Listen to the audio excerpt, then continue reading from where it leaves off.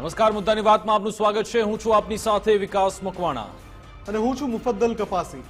તો ભારત આતંકિસ્તાનનો બદલો લેવા માટે તૈયાર છે અને જેવી ભારતે મસલ ફ્લેક્સિંગની શરૂઆત કરી, પાકિસ્તાન થરથર કાપી રહ્યું છે. એ ટીઆરએફ કે જે હવે ના પાડી રહ્યું છે કે ભાઈ સાહેબ અમે કોઈ હુમલો કર્યો નથી, હવે કહી રહ્યું છે કે આમાં અમારી કોઈ જવાબદારી નથી અને સાથે સાથે એમ કહી રહ્યા છે કે અમારું સોશિયલ મીડિયા એકાઉન્ટ હેક થઈ ગયું હતું. એટલું જ નહીં, પાકિસ્તાનના જે સેના જનરલ છે એ પણ હવે પોતાના જે પરિવારના લોકો છે એમને સુરક્ષિત રીતે અન્ય દેશોમાં વિદેશોમાં મોકલવાની કવાયત કરી રહ્યા છે. અને પાકિસ્તાનના પ્રધાનમંત્રી શાહબાઝ શરીફ સાહેબ એ તો એવું કહી રહ્યા છે કે અમે આમાં નિષ્પક્ષ તપાસ માટે તૈયાર છીએ. જે લોકો એવું કહેતા હતા કે સિંધુ નદી પર અમારો અધિકાર છે, એમાં જો અમારું પાણી નહીં વહે તો તમારું લોહી વહેશે, એ હવે તપાસમાં સહયોગની વાતો કરી રહ્યા છે. એટલું જ નહીં, બોખલાટમાં એવા નિવેદન આપવામાં આવી રહ્યા છે કે ત્યાંના પાકિસ્તાનના જે પૂર્વ રાજનાયક છે એવું કહી રહ્યા છે કે અમને ખબર પડી ગઈ છે કે હવે કઈ તારીખે બદલો લેવામાં આવનાર છે. ભારતમાં તો ચર્ચા થઈ જ રહી છે, પાકિસ્તાનમાં પણ ચર્ચા થઈ રહી છે કે ભાઈ મેની શરૂઆતમાં કે મે પહેલા ગમે ત્યારે બદલો લેવાશે. એટલે કે કેવી બોખલાટ છે, કેવી અહીંયા પરિસ્થિતિ છે કે પરસેવો છૂટી ગયો છે પાકિસ્તાનનો. પરસેવાની સાથે સાથે ઘણું બધું છૂટી ગયું છે.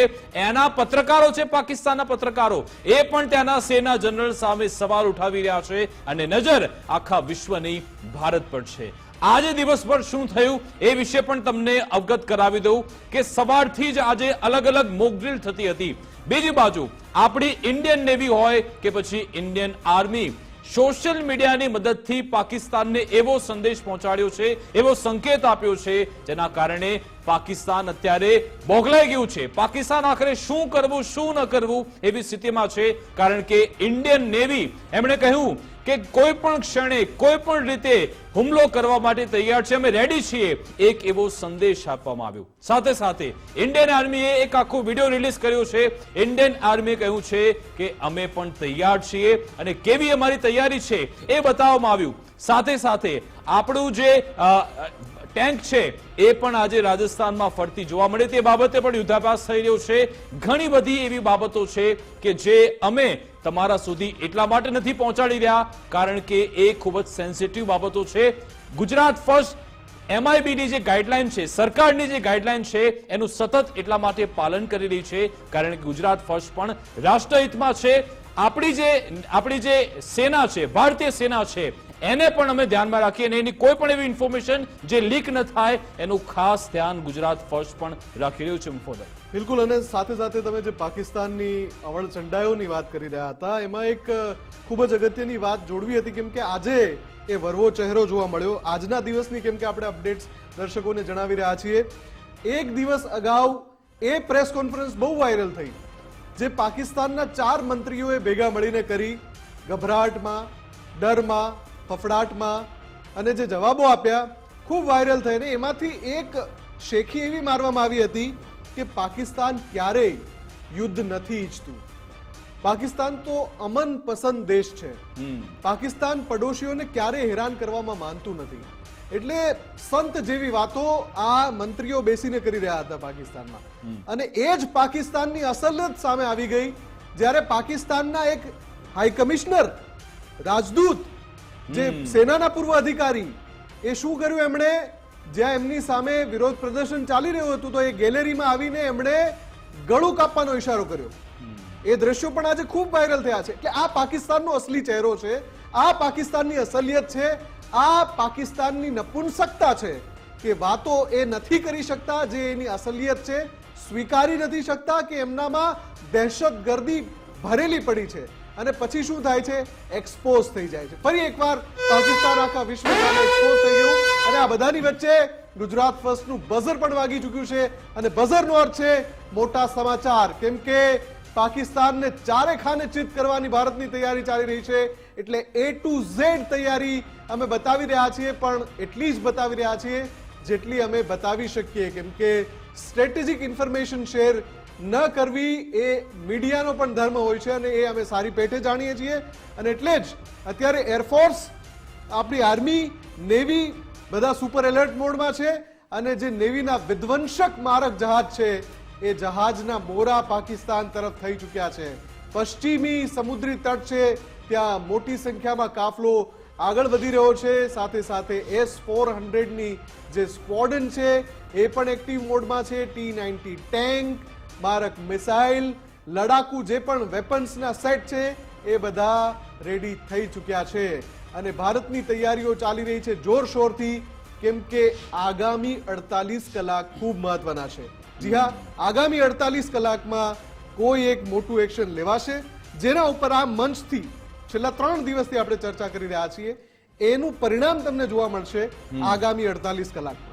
બિલકુલ, પાકિસ્તાન જે રીતે અત્યારે તેનામાં બોખલાટ જોવા મળી રહી છે, અત્યારે તેના પગ થરથર કાપી રહ્યા છે, એનું ગળું સુકાઈ ગયું છે, ચારે બાજુથી જનતાની ફિટકારનો સામનો કરી રહ્યું છે, એ વિશે પણ ચર્ચા કરવી જરૂરી છે. બીજી બાજુ ભારતની કેવી તૈયારી છે, ભારત કયું મોટું પગલું લેવા જઈ રહી છે, ભારત તરફથી અત્યારે શું સંકેત અને શું સંદેશ આજના દિવસમાં આપવામાં આવ્યો એ વિશે પણ ચર્ચા કરવી જરૂરી છે. અમારી સાથે વિશેષ મહેમાન આપણી સાથે જોડાઈ ગયા છે, ગેસ્ટ પેનલ જોડાઈ ગઈ છે. મનન ભટ્ટ, પૂર્વ નેવી ઓફિસર, ડિફેન્સ એક્સપર્ટ જોડાયા છે. સાહેબ, આપનું ગુજરાત ફર્સ્ટમાં સ્વાગત છે. સાથે કેપ્ટન મીરા સિદ્ધાર્થ દવે મેડમ, આપનું પણ ગુજરાત ફર્સ્ટમાં સ્વાગત છે. અને સાથે સાથે વિનોદ ફલીકરજી પણ જોડાઈ ગયા છે. સર, આપનું પણ ગુજરાત ફર્સ્ટમાં સ્વાગત છે. અને VN થાપરજી પણ આપણી સાથે જોડાયા છે. થાપર સાહેબ, આપનું પણ ગુજરાત ફર્સ્ટમાં સ્વાગત છે.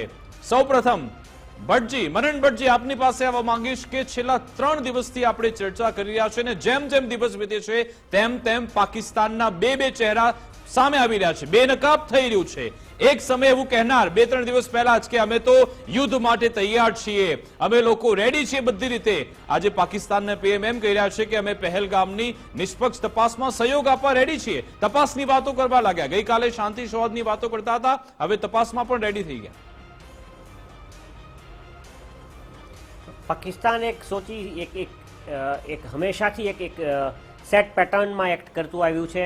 મને યાદ છે પઠાનકોટ હુમલા પછી ભારતે એની આ રિએટ્રેટ પર એની વાત માનીને પઠાનકોટમાં એના લોકોને આવવા દીધા હતા અને એમાં પાકિસ્તાને ISIના લોકો મોકલીને પઠાનકોટ મિલિટરી બેઝની જાસૂસી કરવાનું કામ શરૂ કર્યું હતું. એટલે પાકિસ્તાનની કોઈ વાતને માનવી નહીં અને આતંક તો જગજાહેર છે. પાકિસ્તાન દ્વારા સ્પોન્સર્ડ ટેરરિઝમ છે અને પાકિસ્તાને મોકલેલા, પાકિસ્તાનમાં ટ્રેન થયેલા આતંકીઓ જ ભારતમાં આતંક ફેલાવે છે. પછી પંજાબમાં થયેલા હુમલાઓ હોય કે પછી તાજેતરમાં કાશ્મીરમાં પહલગામમાં થયેલો હુમલો. એટલે આતંક માટે કેવળ પાકિસ્તાન જવાબદાર છે અને પાકિસ્તાનને એના હરકતો માટે ભારત જે પનિશમેન્ટ આપવાનું છે, ભારત જે સજા કરવાનું છે, એ સજાના ભણકારા માત્રથી મીડિયા અને સોશિયલ મીડિયામાંથી જ જે ભણકારા વાગી રહ્યા છે, જે મેસેજિંગ થઈ રહ્યું છે, એને લીધે પાકિસ્તાનની અંદર ફફડાટ ફેલાયો છે. લોટની ભીખ માગવી પડે એ હાલતમાં જે દેશ આવી ગયો હોય, જેની ઇકોનોમી સંપૂર્ણપણે ખતમ થઈ ગઈ હોય અને ઇસ્લામિક બ્રધરહુડના સપનામાં રાચતા પાકિસ્તાનનો હાથ સૌથી મોટો સૌથી પાવરફુલ ઇસ્લામિક નેશન UAE જ્યારે પકડવા તૈયાર ન હોય ત્યારે આવું પાકિસ્તાન કે જે ચીનની મહેરબાની પર નભતું પાકિસ્તાન, IMFની લોન ચૂકવી ન શકતું પાકિસ્તાન, જ્યારે પ્રેશરમાં આવે ત્યારે એના રાજકારણીઓ જે એમ કહેતા હતા ને કે જો નદીઓમાં પાણી નહીં વહે તો અમે લોહી વહાવશું, એ બધા રાજકારણીઓ ઘૂંટણ પર આવ્યા છે. સાથે સાથે એ જ પ્રેશર તમને પાકિસ્તાની સેના પર જોવા મળે છે. મેં સાંભળ્યું છે કે પાકિસ્તાનના સૈન્ય ચીફ અસીમ મુનીર ભારતના ડરથી અંડરગ્રાઉન્ડ થઈ ગયા છે. પાકિસ્તાની સેના ફફડી રહી છે કે ભારત હુમલો કરશે તો ક્યાં કરશે. પાકિસ્તાન યુદ્ધ નથી ઈચ્છતું, બહુ સારી વાત છે, પરંતુ પાકિસ્તાને જે હરકત કરી છે it is an act of war અને એનો જવાબ ભારત યોગ્ય લશ્કરી પગલાથી આપશે એટલું તો ચોક્કસ છે. બિલકુલ. અને મનનજી, આજે તો ડોનાલ્ડ ટ્રમ્પે પણ કહી દીધું અમેરિકા તરફ. પહેલા તો આપણે એમના પ્રવક્તાને સવાલ પૂછ્યો હતો ત્યારે એમના પ્રવક્તાએ કોઈ જવાબ નહોતો આપ્યો. આજે એક પત્રકારે સીધું ડોનાલ્ડ ટ્રમ્પને પૂછી લીધું કે ભારત પાકિસ્તાન વચ્ચે આ તણાવ છે, એટલે આપનું શું કહેવું છે. ડોનાલ્ડ ટ્રમ્પે સીધું કહી દીધું કે આ બંને દેશ પોતાની રીતે સમજી લેશે, એ લોકો જાતે જ એનું નિરાકરણ લાવી દેશે, આમાં અમારે કશું કહેવું નથી. એટલે આમાં પણ પાકિસ્તાનને પછડાટ મળી કે અમેરિકા આમાં કોઈ સાથ આપવા તૈયાર નથી. હા, આ છે ને અમેરિકા ડોનાલ્ડ ટ્રમ્પના આવ્યા પછી એમની પહેલી ટર્મ હોય કે પછી આ સેકન્ડ ટર્મ અને ઇન બિટવીન પણ મેં જોયું છે કે અમેરિકાના પાકિસ્તાન પ્રત્યેના વલણમાં એક ડ્રાસ્ટિક શિફ્ટ આવ્યો છે.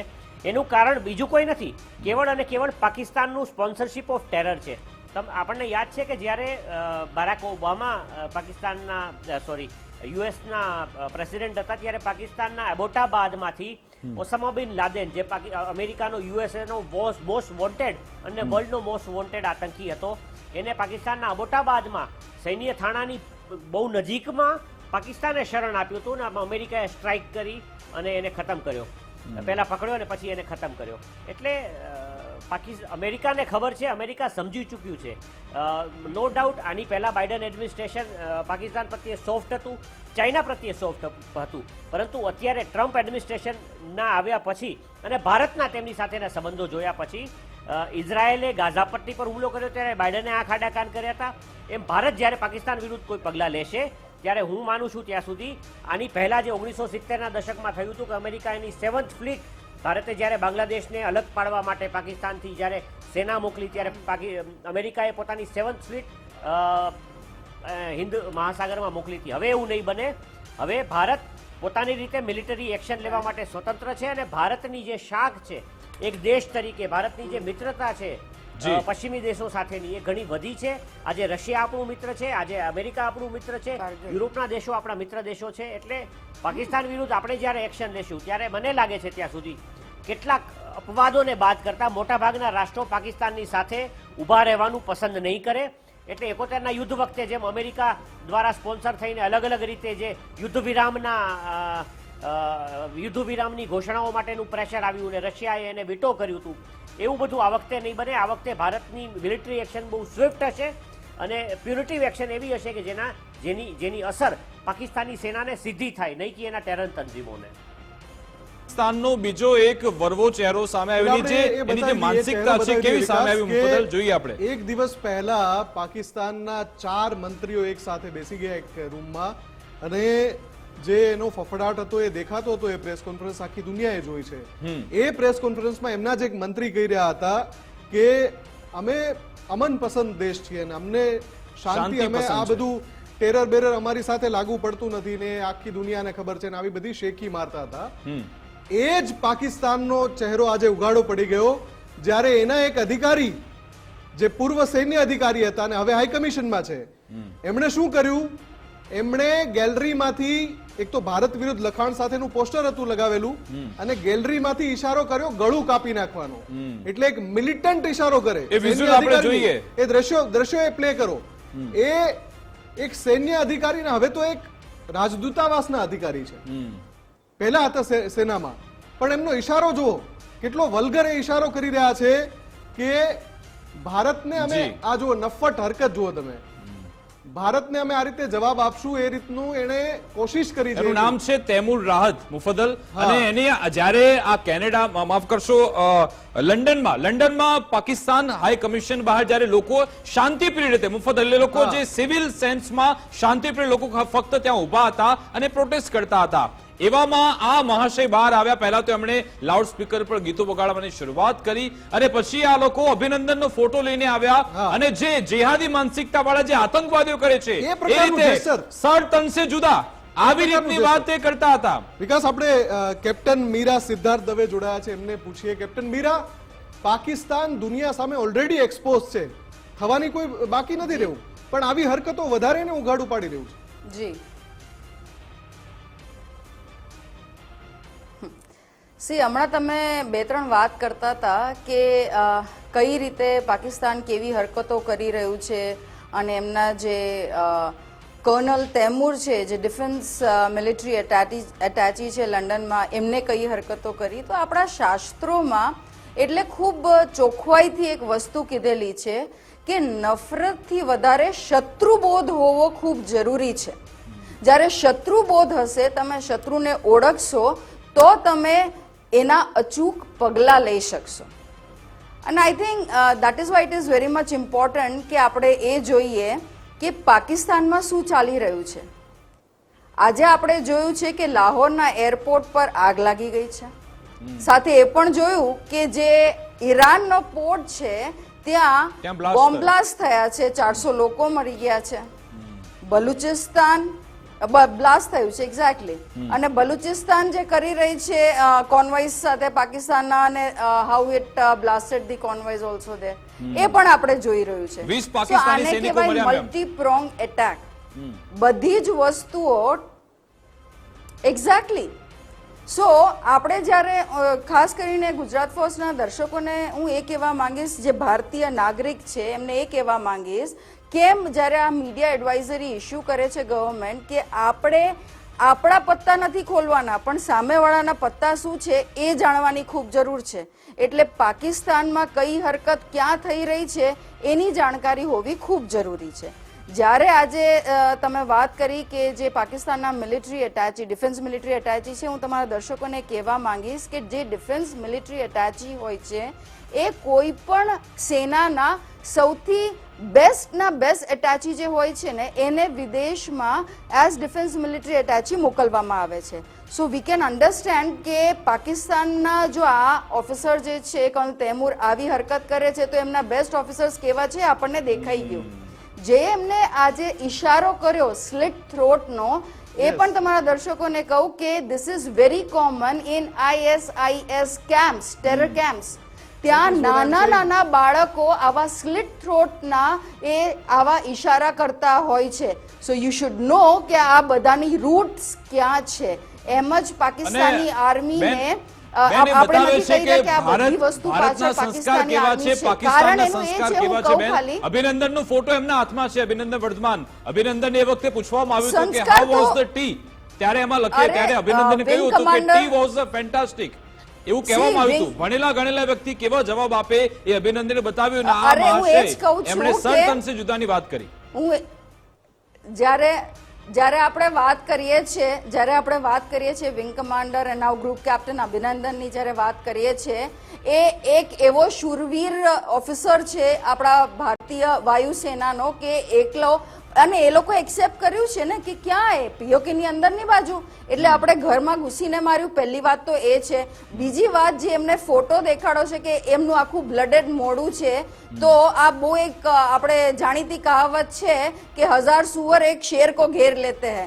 અને ત્યાં આપણા ગ્રુપ કેપ્ટન અભિનંદન દેન વિંગ કમાન્ડરને એ જ રીતે એ સુવરે ઘેરી લીધો તો જ્યારે, અને જ્યારે એમને પાછા મોકલવામાં આવ્યા થ્રુ ધી અટારી બોર્ડર, ત્યારે એમના મિનિસ્ટરે કીધું કે હમારી ટાંગે કપકપા રહી હૈ કે પોતાની ભારત કર ક્યાં લેગા.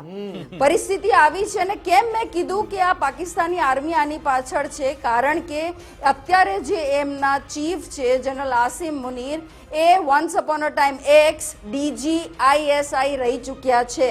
સો વી નો કે આ બધાનું રૂટ ક્યાં છે. આવું રૂટ હશે તો પછી એના કયા રીતના આગળ એમના કામ હશે એ આપણને અત્યારે દેખાઈ રહ્યા છે. અને સેકન્ડ મોસ્ટ ઇમ્પોર્ટન્ટ થિંગ જે હું કહેવા માંગુ છું, જ્યારે આપણે વાત કરી કે પાકિસ્તાન એમ કહે છે કે હું તો યુદ્ધ નથી ઈચ્છતો, નો, દેટ ઇઝ રોંગ. શત્રુબોધ, અગેન હું ફરી કહું છું, શાસ્ત્રોને જાણો. તમે અગર જો ધ્યાનથી આપ્યું હોય તો જનરલ આસિમ મુનીર છે અને બીજા ઘણા બધા જે સિનિયર ઓફિસર્સ છે, એ બધાના ફેમિલીઝને પ્રાઇવેટ જેટ્સથી પાકિસ્તાનની બહાર મોકલી દેવામાં આવ્યા છે. કેમ? ચોર કી દાઢી મેં તિનકા. અને તમે કહો છો કે અમે પીસ કરવા માટે તૈયાર છે. આ ભારત છે ને એને ખબર છે કે આનું નેતૃત્વ ને આની સેનાની ક્ષમતા શું છે. એને બાલાકોટમાં જોઈ લીધું છે, ઉરીમાં જોઈ લીધું છે, અને છેલ્લા જેટલા વોર્સ થયા છે એ બધામાં પાકિસ્તાને મુંહ કી ખાઈ है. तो उसको पता है कि इस बार जो है बहुत अलग सिनेरियो होने वाला है और हम अपने पत्ते पहले जैसे दिखाने वाले नहीं हैं. અને મનનજી, કદાચ આ પાકિસ્તાની અધિકારી ભૂલી ગયા હશે કે આપણા અભિનંદનજીએ એમણે MiG-21 થી આનું અમેરિકા વાળું F-16 તોડી પાડ્યું હતું, અને એ કદાચ ભૂલી ગયા લાગે છે. ને આજે સર તનસે જુદાની વાતો કરી અમે. બહુ સારી વાત છે. તમે મને અભિનંદનનો ક્વેશ્ચન પૂછો. ગ્રુપ કેપ્ટન અભિનંદન જે ત્યારે વિંગ કમાન્ડર હતા, એમની બહાદુરી પર મેં એક આખું પુસ્તક લખ્યું છે, Balakot air strike, how India avenge Pulwama.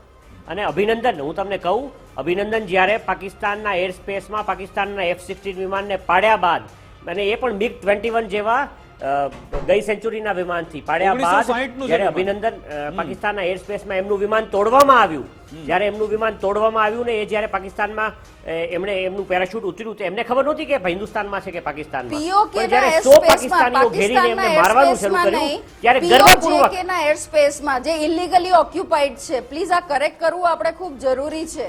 જી, જી. આપણા દર્શકોને જાણવું ખૂબ જરૂરી છે. પાકિસ્તાન નથી, એ ઇલીગલી ઓક્યુપાઈડ પાકિસ્તાન જમ્મુ કાશ્મીર છે. જી મનનજી, આપની વાત પૂરી કરો. ત્યારે ગૌરવપૂર્ણ ભારતીય અધિકારીએ શું કીધું ખબર છે? My name is wing commander અભિનંદન વર્થમાન અને મારો service number so and so છે.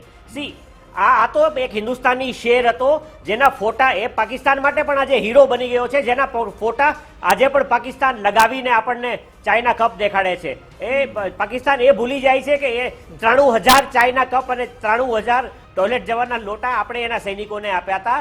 પાકિસ્તાનની હાલત પતલી થઈ ગઈ હતી જ્યારે એના 93,000 સૈનિકોએ ભારત સામે સરેન્ડર કર્યું હતું. આ તો એક ભારતીય શૂરવીર હતો જેને છેલ્લા 6 વર્ષથી પાકિસ્તાન જેને 2 કપ ચા પાઈએ યાદ કરીને ખુશ થાય છે. હું તો કહું છું ફરીવાર આવા કેટલાય ભારતીયો આવશે, તમે ચા પાજો અને પાછા બોર્ડર પર મૂકવા આવજો. ભારતીયો પાછા ફરીવાર આવવાના છે તમારા દેશમાં અને ફરીવાર આવી જ સ્ટ્રાઇક્સ કરવાના છે. બિલકુલ. અને બીજા આપણે વિડીયો પણ પ્લે કરી રહ્યા છે આમાં કેપ્ટન મીરા કે જે આજે ઇન્ડિયન આર્મી અને આપણી ઇન્ડિયન નેવી એમણે સોશિયલ મીડિયાની મદદથી પાકિસ્તાનને જે મેસેજ પહોંચાડ્યો એના કારણે પાકિસ્તાનના ન માત્ર પરસેવા પરંતુ ઘણું બધું છૂટી ગયું હશે. એ આજે એવો શું સંકેત મળ્યો છે, આપણે શું લાગી રહ્યું છે પાકિસ્તાનને? સાચી વાત. સી એક વી હેવ આપણા ટેક્ટિક્સમાં જેને કહેવાય છે art of psy ops, psychological operation. આ ખૂબ ઇમ્પોર્ટન્ટ છે. કેમ કે અગેન દુશ્મનને જરૂરી નથી ખાલી ગોળી બારૂદથી જ આપણે ઢેર કરી શકીએ છીએ, જ્યારે માનસિક રીતે આપણે એને નબળો કરી દઈએ છીએ ત્યારે આપણને અડધો હરાઈ દઈએ છીએ. અને એની એમાં ટાઈમ એનીવેર એની હાઉ એટલે શું કહી રહી છે આપણી નેવી? એક્ઝેક્ટલી ઇન્ડિયન આર્મી પણ એ જ કે છે we are always military ready for war. પાકિસ્તાનની નૌસેના તો નોન એક્ઝિસ્ટન્ટ છે. જુઓ અને આપણે હંમેશા મેડમ ને એક જ મિનિટ એક નાનો બ્રેક લઈશ. હા એક્ઝેક્ટલી એની ઓલમોસ્ટ 3 વોરશિપ્સ અત્યારે જે છે મેન્ટેનન્સમાં છે. પાકિસ્તાન મીરાજી, મનનજી કંઈક બોલવા માંગે છે. ભારતની પાસે પાકિસ્તાન ના, has no navy Indian at all. warships ની વાત કરી છે. પાકિસ્તાન આર્મી એટલી બધી કોન્સન્ટ્રેટ છે એની આર્મ ફોર્સ મેં એની Indian આર્મી warships નું ઉપર કીધું. કે પાકિસ્તાનની હાલત એવી છે કે એની પાસે નૌસેના નોન એક્ઝિસ્ટન્ટ છે. એટલે પાકિસ્તાન મૂંઝાયું છે કે જ્યારે ભારતનું આઈએનએસ વિક્રાંતનું જુઓ અત્યારે આખા ન્યૂઝ ચેનલોમાં ચાલે છે કે આપણે આઈએનએસ વિક્રાંત જે છે એ અરબ સાગરની અંદર મિલિટરી વોર ડ્રિલ્સ કરી રહ્યું છે. પરંતુ એક વસ્તુ યાદ રાખજો, INS Vikrant is an aircraft carrier. એટલે એરક્રાફ્ટ કેરિયર જ્યારે સમુદ્રમાં ઉતરે ત્યારે એકલું વિક્રાંત નથી જતું, એક આખી કેરિયર સ્ટ્રાઇક ગ્રુપ જાય છે જેની અંદર મિનિમમ 2 ડિસ્ટ્રોયર, પછી કોર્વેટ્સ, ફ્રિગેટ્સ, મિસાઇલ બોટ્સ, આટલા બધા જહાજો એક સાથે જાય છે અને કેટલીક સબમરીન્સ. એટલે પાકિસ્તાન કહું છું ને આપણું એક ખાલી કેરિયર સ્ટ્રાઇક ગ્રુપ આખા પાકિસ્તાનની નૌસેનાને તબાહ નેસ્તો નાબૂદ કરવા માટે પૂરતું છે. એટલે પાકિસ્તાન મૂંઝાયું છે. 1971ના યુદ્ધમાં જે રીતે આપણે ગનબોટ ડિપ્લોમસીથી પાકિસ્તાનને પાડી દીધું હતું, જે રીતે આપણી મિસાઇલ બોટોની સ્ટ્રાઇક્સથી પાકિસ્તાનની નૌસેના અને પાકિસ્તાનના કેમારીના ઓઇલ ફિલ્ડ્સ તબાહ થયા હતા, એવું કંઈક જો બનવા જઈ રહ્યું હોય તો પાકિસ્તાનને એનો ડર છે. કેમ કે એવો દેશ કે જેની નૌસેના નોન એક્ઝિસ્ટન્ટ છે, એ લોકો એમ માનતા હતા કે ચીનને ગ્વાદરનું બંદર આપવાથી ચાઇના એને ડિફેન્ડ કરશે, પણ ચીન ક્યારેય કોઈ બીજા દેશના સંઘર્ષમાં ઉતરે એવું હું માનતો નથી. અને એમાંય જ્યારે ટેરિફ વોરમાં દબાયેલું નબળું પડેલું ચીન, હું નથી માનતો કે ભારત અને પાકિસ્તાનના સંઘર્ષમાં એ આતંકને માટે થતા સંઘર્ષમાં પાકિસ્તાનની મદદે સીધી રીતે સૈન્ય મદદે આવે. તો આ બધાની વચ્ચે આપણી સાથે મેજર જનરલ જીડી બક્ષી પણ જોડાઈ ગયા છે. સર, ખૂબ ખૂબ સ્વાગત છે આપનું ગુજરાત ફર્સ્ટમાં. बख्शी सर, सवाल जो मारे पूछवो छे सर, क्या भारत बड़े पैमाने पर सैन्य कार्रवाई कर सकता है? ये सवाल हम बार बार पूछ रहे हैं, या सिर्फ आतंकवादी ठिकानों पर एक सीमित स्ट्राइक होगी? देखिए, भारत की सरकार ने एक बहुत कामली और इन अ वेरी कैलकुलेटेड वे एक whole of the government approach adopt किया है. मतलब सरकार के सब जो आले हैं, जो ऑर्गेनाइजेशंस हैं, वो कंसर्ट में एक्ट करेंगी. और हमने शुरुआत करी by economic warfare actions and diplomatic pressure actions. आपने इंडस वाटर ट्रीटी को एब्रोगेट कर दिया है, बहुत बड़ा स्टेप है। 65 के युद्ध में नहीं हुआ, 71 के युद्ध में नहीं हुआ, कारगिल वॉर में नहीं हुआ, और अब आपने कर दिया। ठीक है, इसके असर आने में कुछ समय लग सकता है, क्योंकि आपको कई तो डैम्स बनने हैं, वाटर पॉन्डेज होना है, टनल्स बना के आप पानी डाइवर्ट कर सकते हैं कैनाल्स में, दूसरे रिवर्स में। थोड़ा समय लगेगा, ज्यादा नहीं, क्योंकि काफी कुछ हो चुका है प्रिपरेटरी कार्रवाई। ठीक है साहब, क्योंकि पहले भी इसके बारे में सोचा गया था कि अगर फिर चुलबुली होती है तो क्या किया जाएगा। तो some preparatory action has been taken, बाकी आपको दिख जाए। और लेकिन ये काफी नहीं है, इसके साथ हमको मिलिट्री काइनेटिक एक्शन करना पड़ेगा to deter Pakistan by punishment. ठीक है, 2016 में हमने सर्जिकल स्ट्राइक की, 2019 में हमने जो है बालाकोट एयर स्ट्राइक करी। दोनों स्ट्रेटेजिक मैसेजिंग थे कि भाई 10 फार एंड नो फर्दर। ठीक है साहब, आप सीमा रेखा पार कर रहे हैं। ये strategic messaging shot across the बो फायर किया गया था, और कुछ महीने सर्जिकल स्ट्राइक के बाद चुप रहे, 2 साल एयर स्ट्राइक के बाद चुप रहे, फिर अपने आका चीन के पास गए और दोबारा चुलबुलियां जो है इन्होंने शुरू कर दी। तो इस बार हमें जो है सर्जिकल स्ट्राइक और एयर स्ट्राइक, मात्र एक एयर स्ट्राइक के कहीं आगे जाना पड़ेगा। 2-3 step up the escalation ladder sustained तरीके से करना पड़ेगा। मुझे पूर्ण विश्वास है कि सरकार, हमारी आर्मी, नेवी, एयरफोर्स मिलके करारा जवाब देंगे। हम सब उसका इंतजार कर रहे हैं। पाकिस्तान में खलबली मची हुई है, ठंडे पसीने छूट रहे हैं आसिम मुनीर के, लो बैक एक हो रही है, ब्लड प्रेशर चढ़ रहा है, और चढ़ना भी चाहिए। अगर आप अपनी क्या कहते हैं नौकरी को एक्सटेंड कराने के लिए युद्ध करा सकते हैं, युद्ध के बारे में सोच सकते हैं, तो you should be prepared for the consequences. हाँ जी सर, भारत करारा जवाब देगा, सबको पता है, लेकिन जब भारत जवाब देगा तब पाकिस्तान के साथ में कौन आएगा? तो सबसे पहला नाम आता है चाइना का, चीन का। आज भी पाकिस्तान के कितने बहुत सारे मिनिस्टर ने आज चाइना जाके वहां पे कुछ मीटिंग की है। तो चीन का रुख क्या हो सकता है? यदि पाकिस्तान के साथ युद्ध जैसी स्थिति उत्पन्न होती है तो चीन क्या कदम उठा सकता है? चीन का क्या एंगल हो सकता है? चाइना का रुख अभी तक तो साफ तटस्थ लग रहा था, ठीक है, लेकिन पाकिस्तान की बत्ती बंद हो गई है। उसके आधे F-16 जहाज आउट ऑफ सर्विस हैं। उसके जो JF-17 चाइनीज फाइटर्स हैं, उनमें से आधों का जो 50% का रेडार काम नहीं कर रहा। मुसीबत में है पाकिस्तान। चीन के पास दौड़ा दौड़ा गया है कि मेरे को J-10C फाइटर्स दो, जो कि F-16 के बराबरी के फाइटर्स हैं। मुझे HQ-19 surface to air missiles दो, जो कि S-400 की बराबरी कर सकते हैं। देखिए, 2019 में हमारे पास ना रफाल थे, ना beyond visual range air to air missiles थे सफिशिएंट रेंज के। अब अस्त्रा मिसाइल्स हैं, मीटियोर मिसाइल्स हैं। अब हम अच्छी हालत खस्ता कर सकते हैं। S-400 surface to air missiles हैं। पाकिस्तान की एयरफोर्स के तो परखच्चे उड़ा दिए जा सकते हैं, और उड़ाने चाहिए। और फिर हमारी आर्मी है, हमारी नेवी है, बड़ी जबरदस्त नेवी है साहब। हमारे 2 एयरक्राफ्ट कैरियर हैं, एक तो ऑलरेडी कारवार कोस्ट के आगे है, और हमारे मिसाइल डिस्ट्रॉयर्स हैं, बहुत नुकसान पहुंचा सकते हैं, चौतरफा नुकसान पहुंचा सकते हैं। बिल्कुल मनन जी, आपनी પાસે આવા માંગીશ કે જે પાકિસ્તાન આમ એક બાજુ એવો સુર ઉઠાવે છે કે અમે जी और उसके जी, लिए जैसे अभी जनरल बख्शी सर एक मिनट, जैसे अभी जनरल बख्शी सर ने बताया और जो हमारी स्ट्रेंथ के बारे में बताया, मैं साथ में ये भी दर्शकों को कहना चाहती हूँ कि इस बार हमें पाकिस्तान के अंदर जाने की भी आवश्यकता नहीं पड़ेगी। भारत में रहते रहते उसको हम खत्म कर सकते हैं।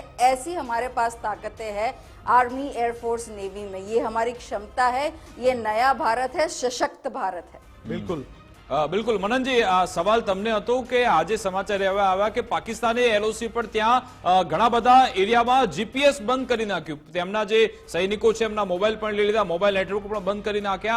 આ બધી બોખલાટ શેના કારણે જોવા મળેલી છે? શું તેની પાછળ પાકિસ્તાનની રણનીતિ હોઈ શકે છે? જીપીએસની પહેલા વાત કરું ટેકનિકલ એનાલિસિસ કરીને કે જીપીએસ પાકિસ્તાને જે જીપીએસ બંધ કર્યું ને જે એક્શન્સ લીધા છે તો પાકિસ્તાનનું જે ગ્લોબલ પોઝિશનિંગ સિસ્ટમ ત્યાં કામ કરે છે એણે છે ને જીપીએસ જામર લગાવ્યા છે જેથી ભારતનું જીપીએસ કે પછી આંતરરાષ્ટ્રીય જીપીએસ ત્યાં કામ ન કરે એટલે સેના જાય તો એનો એવી ગણતરી છે કે ટેકનિકલી સેના પોતાની દિશા ભટકી જાય. પણ પાકિસ્તાનના જે જીપીએસ જામર્સ છે એ ચીનથી ખરીદેલા છે અને આપણને ખબર છે ચાઇનાનો માલ કેવો હોય છે એટલે ટેકનિકલી વાત એવી થઈ. અને બીજું કે ભારતે પણ લાઇન ઓફ કંટ્રોલ પર જીપીએસ જામર લગાવ્યા છે અને એની ઇફેક્ટિવનેસ કેમ કે આ ભારતમાં બનેલા જીપીએસ જામર્સ છે એની ઇફેક્ટિવનેસ નેક્સ્ટ લેવલની છે.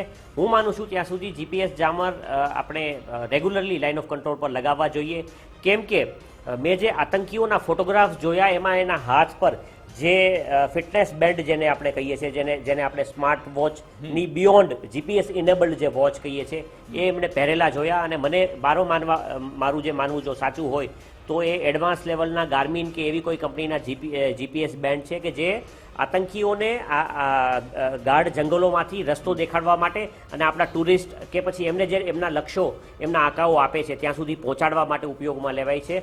એટલે અમુક એરિયાઝની અંદર જ્યાં ટુરિસ્ટને આવવા ન દેવા જોઈએ અને એ એરિયાઝમાં જીપીએસ જામર્સ ખાસ કરીને લાઇન ઓફ કંટ્રોલ પર આપણે પરમેનન્ટલી પોસિબલ હોય તો લગાવવાની જરૂર છે. હવે પાકિસ્તાને શું કામ જીપીએસ જામર્સ ચાલુ કર્યા એણે પાકિસ્તાનની બોખલાહટ તો છે જ સાથે સાથે એક પરિસ્થિતિ એવી પણ છે કે પાકિસ્તાને હંમેશા ભારતના એક્શન્સ છે એની વિરુદ્ધ એમણે શું કર્યું કેમ કે એમણે એમની ત્યાંની લોકલ જનતા જે છે એનું परसेप्शन मैनेजमेंट करવું બહુ જરૂરી છે. ત્યાંના લોકો કે ચલો हमने भी कुछ किया, हिंदुस्तान ने इतना सब कर दिया तो चलो हमने इतने सारे डिप्लोमेटिक एक्शंस लिए, इतने सारे टेक्निकल एक्शंस लिए तो चलो हमने भी कुछ कर दिया.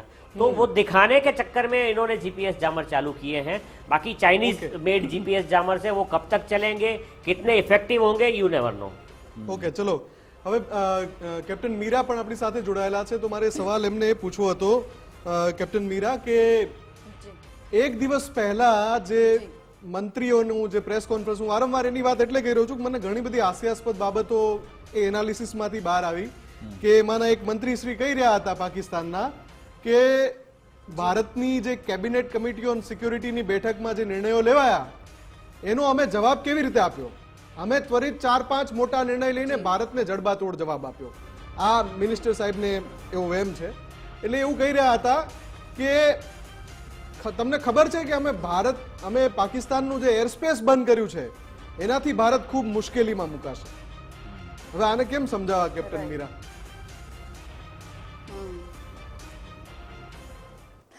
આમને સમજાવવાનું શું કંઈ મતલબ બનતું નથી કેમ કે અત્યારે એમની પરિસ્થિતિ એવી છે કે ના નિગલે બનતા હૈ ના ઉગલતે બનતા હૈ, खुद जो है वो कुलाड़ी पे कूद चुके हैं, कोई है नहीं मदद करने वाला.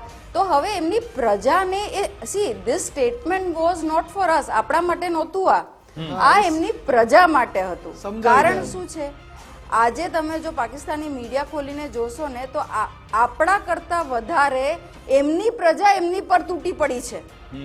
જે વિશ્વાસ નથી, ના પાકિસ્તાની આર્મી પર વિશ્વાસ છે ના એમની ગવર્મેન્ટ પર વિશ્વાસ છે. જ્યારે એમને એવું પૂછે છે કે ભાઈ એકવાર ઇન્ડિયાએ આ વસ્તુ કીધી, એ લોકો ભારત પણ કહે છે, આ વસ્તુ પણ ઇમ્પોર્ટન્ટ છે, તમે ખાસ કરીને જોજો कि भारत ने एक बार ट्रीटी का इंडस ट्रीटी बंद कर दी, सभी देश साथ में आ गए और बोला कि नहीं टेररिस्ट का कंडेम होना चाहिए, सभी देश ने उसका साथ दिया.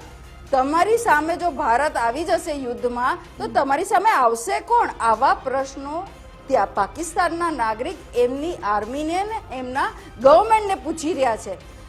એમના ટ્વિટર હેન્ડલ શું કહે છે કે પ્લીઝ આ પૂરું કરી દો. તમે પાણીની વાત કરો છો, અમને તો એમે અહીંયા લાલા છે પાણીના, અમને કોઈ પાણી આપતું નથી, અમને તો એમે લોટ મળતો નથી, 300-400 રૂપિયા કિલો લોટ, એના કરતા ના જ હોય તો પૂરું, તમે એકવારમાં પૂરું કરી દો ને. અને બીજું ટ્વિટર હેન્ડલ શું કહે છે કે ભાઈ અમે ઇન્ટરનેટના પૈસા એટલે ભરીએ છીએ કેમ કે અમને પાકિસ્તાનની આવી ફજેતી જોવા મળે. સો અન્ડરસ્ટેન્ડ whenever તમારું જે ગ્રાઉન્ડ સપોર્ટ છે, ગ્રાઉન્ડ સપોર્ટ એટલે શું? તમારા નાગરિકો, જ્યારે તમારા નાગરિકોને તમારી પરથી વિશ્વાસ ઉઠી જાય છે ને તો તમે અડધી જંગ હારી જાઓ છો.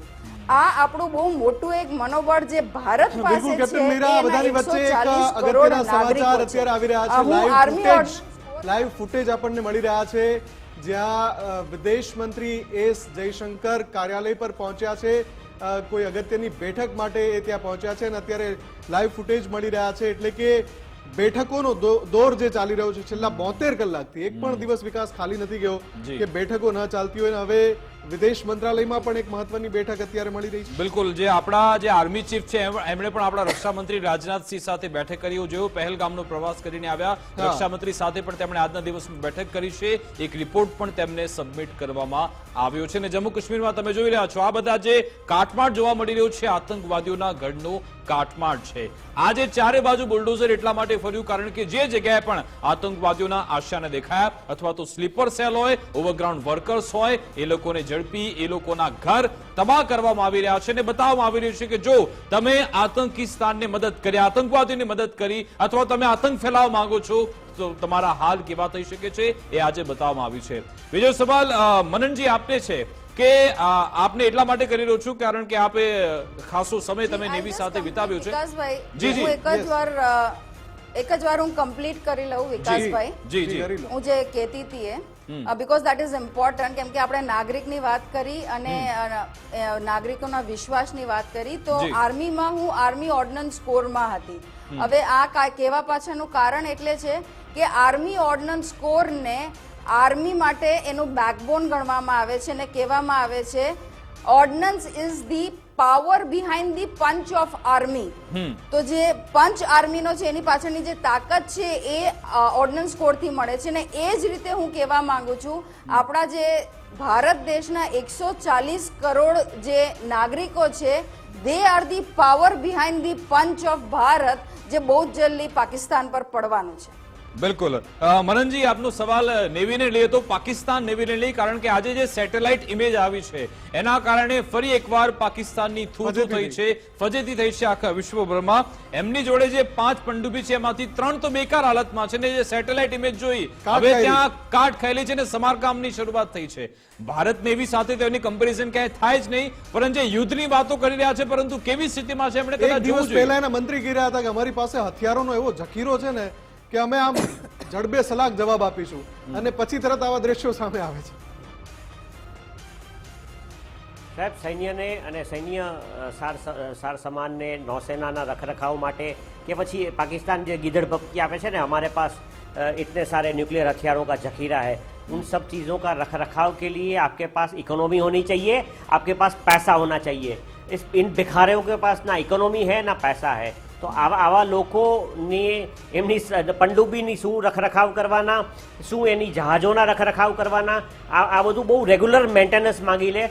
શું પાકિસ્તાન પાસે એવી સારી વર્કફોર્સ છે, એ એટલા પૈસા છે કે આ વર્કફોર્સને આપી શકે? શું એ એની શિપ્સ અને સબમરીન્સના રિફિટ અને રિપેર અને મેન્ટેનન્સ જે એટલે કે કન્ટિન્યુઅસ પ્રોસેસ છે એને ઓપરેશનલ રાખવા માટે શું એની પર ખર્ચો કરી શકે છે? નહીં.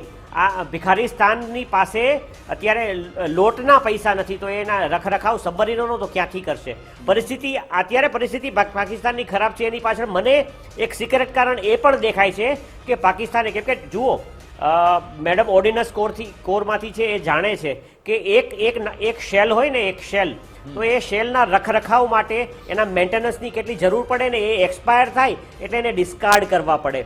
તો પાકિસ્તાન એનું ન્યુક્લિયર સ્ટોક પાઇલ એના જે 140-160 એની પાસે જે ન્યુક્લિયર વેપન્સના જે ફિગર આવે છે, મેડમને પૂછો તો આપણને ખબર પડશે કે ન્યુક્લિયર વેપન્સના રખરખાવ માટે, એના મેન્ટેનન્સ માટે અને એની એક્સપાયરી એની પણ કંઈક હોતી હશે ને.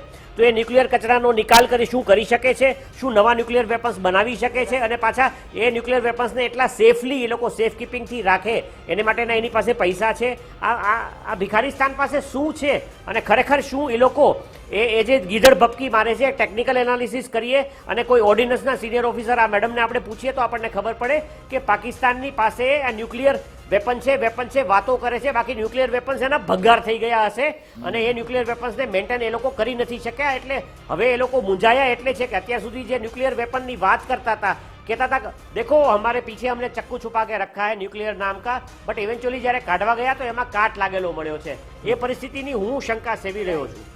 બિલકુલ. તો આપણી સાથે જનરલ બક્ષી સર આ બાબતે વધારે પ્રકાશ પાડશે. જી જી, આપણી સાથે અત્યારે કર્નલ વિનોદ ફલ્લીકરનીજી પણ જોડાઈ ગયા છે.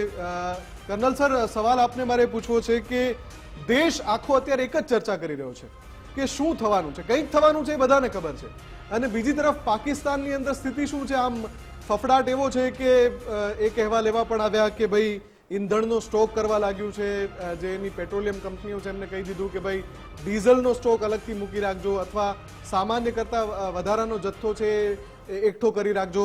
એટલે પાકિસ્તાનનો ફફડાટ પણ બધાને ખબર છે. પાકિસ્તાન જે રીતે હવાતિયા મારવા લાગ્યું છે, પણ દેશને સવાલ એ છે શું થવાનું છે, શું થવા જઈ રહ્યું છે? સર, સૌથી મોટી ભૂલ પાકિસ્તાને કરી છે વિથ ધીસ ગવર્મેન્ટ. અને કેવી રીતે?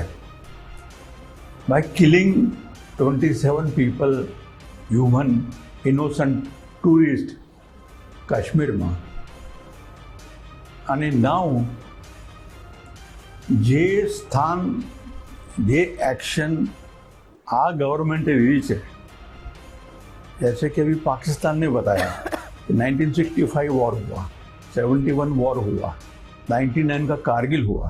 उस वक्त तो हिंदुस्तान ने कभी वो सिंधु का ट्रीटी, वॉट जल ट्रीटी को कैंसिल नहीं किया या हेल्ड इन अबेंस नहीं किया, टच भी नहीं किया. और अभी हिंदुस्तान हमको ब्लेम कर रहा है, प्रूव कर रहा है कि भाई आप ही के हैं, आपने शुरुआत की है, तो ये इतना बड़ा जो जोखिम लिया है वो थ्रेट कर रहा है, वॉर थ्रेट कर रहा है, लड़ाई का थ्रेट कर रहा है. आपने ऑलरेडी देखा उनकी army, air force, navy all alert हो गए. वो हमारा भी है, Indian army, air force, navy already alerted. Indian army का ऑलरेडी एलओसी परसों से रात को एक्टिवेट हो चुका है. बहुत लोगों को ठोके वहाँ पे. ये चीज़ें आपके पास नहीं पहुँचेंगी, पहुँचेंगी बाद में पहुँचेंगे, ऐसी बात नहीं है. लेकिन ये जो इन्होंने किया हुआ है, और उसका आपने देखा है, चाइना बोलेगा नहीं but China is with India, क्योंकि उसका CPSC का वहाँ से चल रहा है. અને Russia and United states America, ये हमारे साथ है. तो internationally such a big countries अगर आपके साथ आती है, that means everyone is supporting Narendra Modi government for acting, fighting against terrorism, war against terrorism. Nobody will accept. The whole world आज देखो भुगत रहा है, चाहे यूके देख लो, आप अरब कंट्रीज देख लो, आप यमन में देख लो, हम गए थे. Everywhere the people, everybody want peace, शांति जो है, पीस एंड प्रॉस्पेरिटी. बट ये जो आ करके धर्म पूछ करके और कुछ नहीं, आप ओबीसी हैं, शेड्यूल कास्ट हैं, ऐसा कुछ नहीं किया. इट इज फर्स्ट टाइम कि आप हिंदू हैं, नहीं है दिखाओ, कलमा पढ़ो. तो ये बहुत ही गलत काम किया है. और मैं सुबह से 2 दिन से आज टीवी देख रहा हूँ कि इसका रिजल्ट देखो. अप्रैल में तो 1968 से लेकर के 72, फिर 1990 से लेकर 93 है. कमांडिंग ऑफिसर और पहले जो यंग ऑफिसर 71 वॉर में ए सेक्टर में हुआ. तो अप्रैल, मई, जून, जुलाई, अगस्त ये इनका पीक सीजन होता है. वहाँ के घोड़ों का, होटल का, ट्रांसपोर्ट का, everyone is enjoying earning for the next 2 years. जो कल कैसा बर्फ गिर जाए पहुँच जाना है, और वो सब इकट्ठा हो गए. अराउंड 80% होटल्स खाली हो गए. तो ये जो झटका लगा है कश्मीर को, क्योंकि ये चाहता है, ये जो कुछ दिन पहले मैंने आपके माध्यम से बताना चाहता हूँ, ये जैसे कि इजराइल में हमस ने अटैक किया था पैलेस्टाइन के मदद से, वैसे अबाउट 4-5 महीने पहले हमस के लोग यहाँ पे आए थे पाकिस्तान में, और वो ऑर्गेनाइज करके ये काम, रेडिकलाइजेशन, जिसको टोटली इस्लामाइजेशन करना. ये लोग प्रगति में बिलीव नहीं करेंगे, विकास में बिलीव नहीं करेंगे. ये लोग बिलीव करते हैं ठीक है भाई, बारबारिज्म, जैसे आपने तालिबान को देखा, बारबारिज्म, भाई तू खाना बना, बच्चे पैदा कर. They are not interested in barbarism. ये नहीं चलेगा ना. आज इतनी देश की प्रगति हो गई, इतने बड़े बड़े ब्रिजेस बन गए, इंफ्रास्ट्रक्चर बन गए, रोड बन गए, हमारे कहीं के प्रोजेक्ट्स चल रहे हैं वहाँ पे. और इसीलिए इनको कई बार वार्न किया कि छोटी मोटी लड़ाई तो होती रहती है, एग्री, हम तो उस इलाके में रहे, हमको पता है. लेकिन ये जो आपने कार्रवाई की है, एंड वो भी राइटली प्राइम मिनिस्टर बोलता है कि आपने मेरी आत्मा को छुआ है, ये बहुत गलत काम किया। और ये सबसे पहले इमीडिएटली उसने 3-4 इंस्ट्रक्शन पास कर दे, कैबिनेट कमेटी सिक्योरिटी लगा करके, अभी कल जल का भी उन्होंने बना दिया। આપણી સાથે ડિફેન્સ એક્સપર્ટ વીએન થાપરજી પણ જોડાયેલા છે। થાપરજી, क्या सिंधु जल संधि को समाप्त करने का जो कदम उठाया वो प्रभावी साबित होगा या फिर उसमें कोई कुछ कानूनी पेचीदगियां आ सकती हैं? आपका क्या मानना है?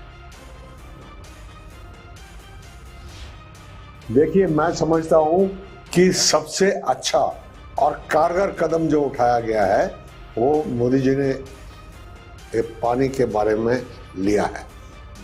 पाकिस्तान के टुकड़े टुकड़े हो जाएंगे पानी की इशू पे, क्योंकि एज इट इज अभी भी वहां पे पानी के ऊपर लड़ाई झगड़ा चल रहा है, मारकाट चल रही है।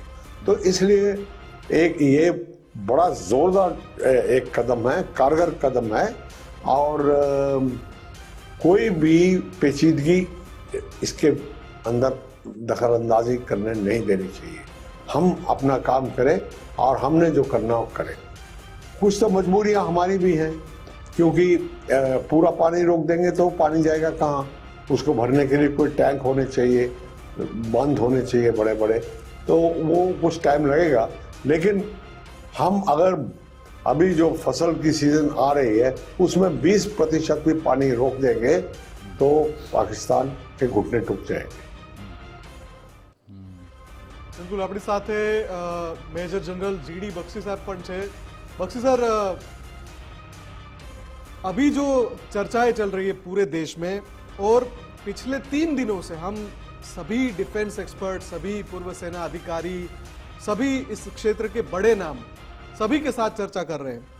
तो एक सवाल हम बार बार पूछ रहे हैं, ये हम यहाँ आपको भी दोहराना चाहेंगे कि क्या पाकिस्तान के साथ एक पूर्ण युद्ध का ये उचित समय है? लिमिटेड वॉर का समय है, बिल्कुल है, और करनी भी चाहिए। नहीं करेंगे तो ये हमको तंग करता ही रहे। એટલે કહી રહ્યા છે આ સમય છે।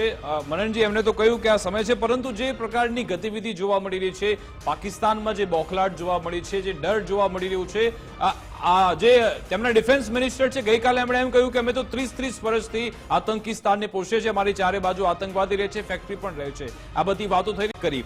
આજે એમના જે રેલવે મંત્રાલય તરફથી એવું કહેવામાં આવ્યું કે અમે લોકો વોર માટે રેડી છીએ, અમે લોકો તમામ મદદ કરવા માટે તૈયાર છે। આ રીતના નિવેદન પણ આપવામાં આવી રહ્યા છે।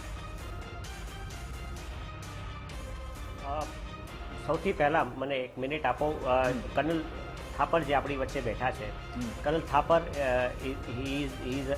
Is a veteran army officer, but he is the father of captain Vijayan Thapar જે કારગિલના શહીદ છે, એટલે એમને મારું સેલ્યુટ છે। જય હિન્દ સર। દેશને ગર્વ છે। હવે આગળ વધીએ।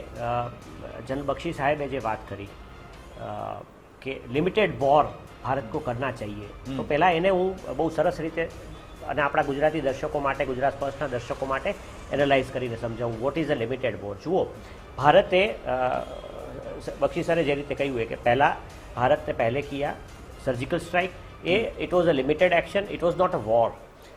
એ કેવળ અને કેવળ આતંકી લોન્ચ પેડ્સ ઉપરની એક્શન હતી। ત્યારબાદ ભારતે ફેમસ બાલાકોટ એર સ્ટ્રાઇક કરી, પુલવામા આતંકી હુમલાના જવાબમાં એ ફરીવાર આતંકી મદ્રેસા કે જ્યાં આતંકીને ટ્રેન કરવામાં આવતા હતા, બાલાકોટનું મરકઝ મદ્રેસા કે જ્યાં ઓસામા બિન લાદેનના માણસો પણ ટ્રેન થયા હતા અને ઓસામા તરફથી ફંડિંગ આવતું હતું। એટલે વૈશ્વિક કક્ષાએ આતંકીઓ તૈયાર કરવાનું કારખાનું હતું। એ મદ્રેસા ઉપર ભારતે વાર કર્યો। જુઓ, ફરીવાર ભારતે એમ કહ્યું કે આ એક લિમિટેડ મિલિટરી એક્શન છે વિચ ઇઝ અગેન્સ્ટ ટેરર અને ટેરરિસ્ટ। આ વખતે પરિસ્થિતિ એવી છે કે ભારત अलग अलग लिमिटेड मिलिटरी एक्शन्स કર્યા બાદ પાકિસ્તાન સુધરવાનું નામ નથી લઈ રહ્યું। પાકિસ્તાની સેના જે આ બધા આતંકીની પાછળ છે, જે સ્ટેટ સ્પોન્સર્ડ ટેરરિઝમ આપણે કહીએ છીએ ને, પાકિસ્તાનની સેના જ આ આતંકવાદને પોષે છે, એને માટે ફંડિંગ કરે છે, એને માટે ટ્રેનિંગ આપે છે। ઇવન પહલગામનો જે આતંકી હુમલો થયો છે એના વિડીયોઝ અને એના ફર્સ્ટ પર્સન અકાઉન્ટ્સ જાણ્યા પછી જે રીતે હું રિક્રિએટ કરી શક્યો છું પહલગામનો ટેરર અટેક, એમાં મને SSG કમાન્ડોની તાલીમની છાપ દેખાય છે, એમાં એક પ્રોફેશનલિઝમ દેખાય છે, એની અંદર એક ધંધાદારીપણું દેખાય છે. એ હુમલાની અંદર એ કોઈ રેશ ટેરર અટેક નહોતો, બહુ વેલ પ્લાન્ડ અને વેલ એક્ઝિક્યુટેડ એટેક હતો. એટલે જ્યારે આ બધું આપણને દેખાય ને ત્યારે સમજાય કે આ સેના છે જે જો દહેશતગર્દ.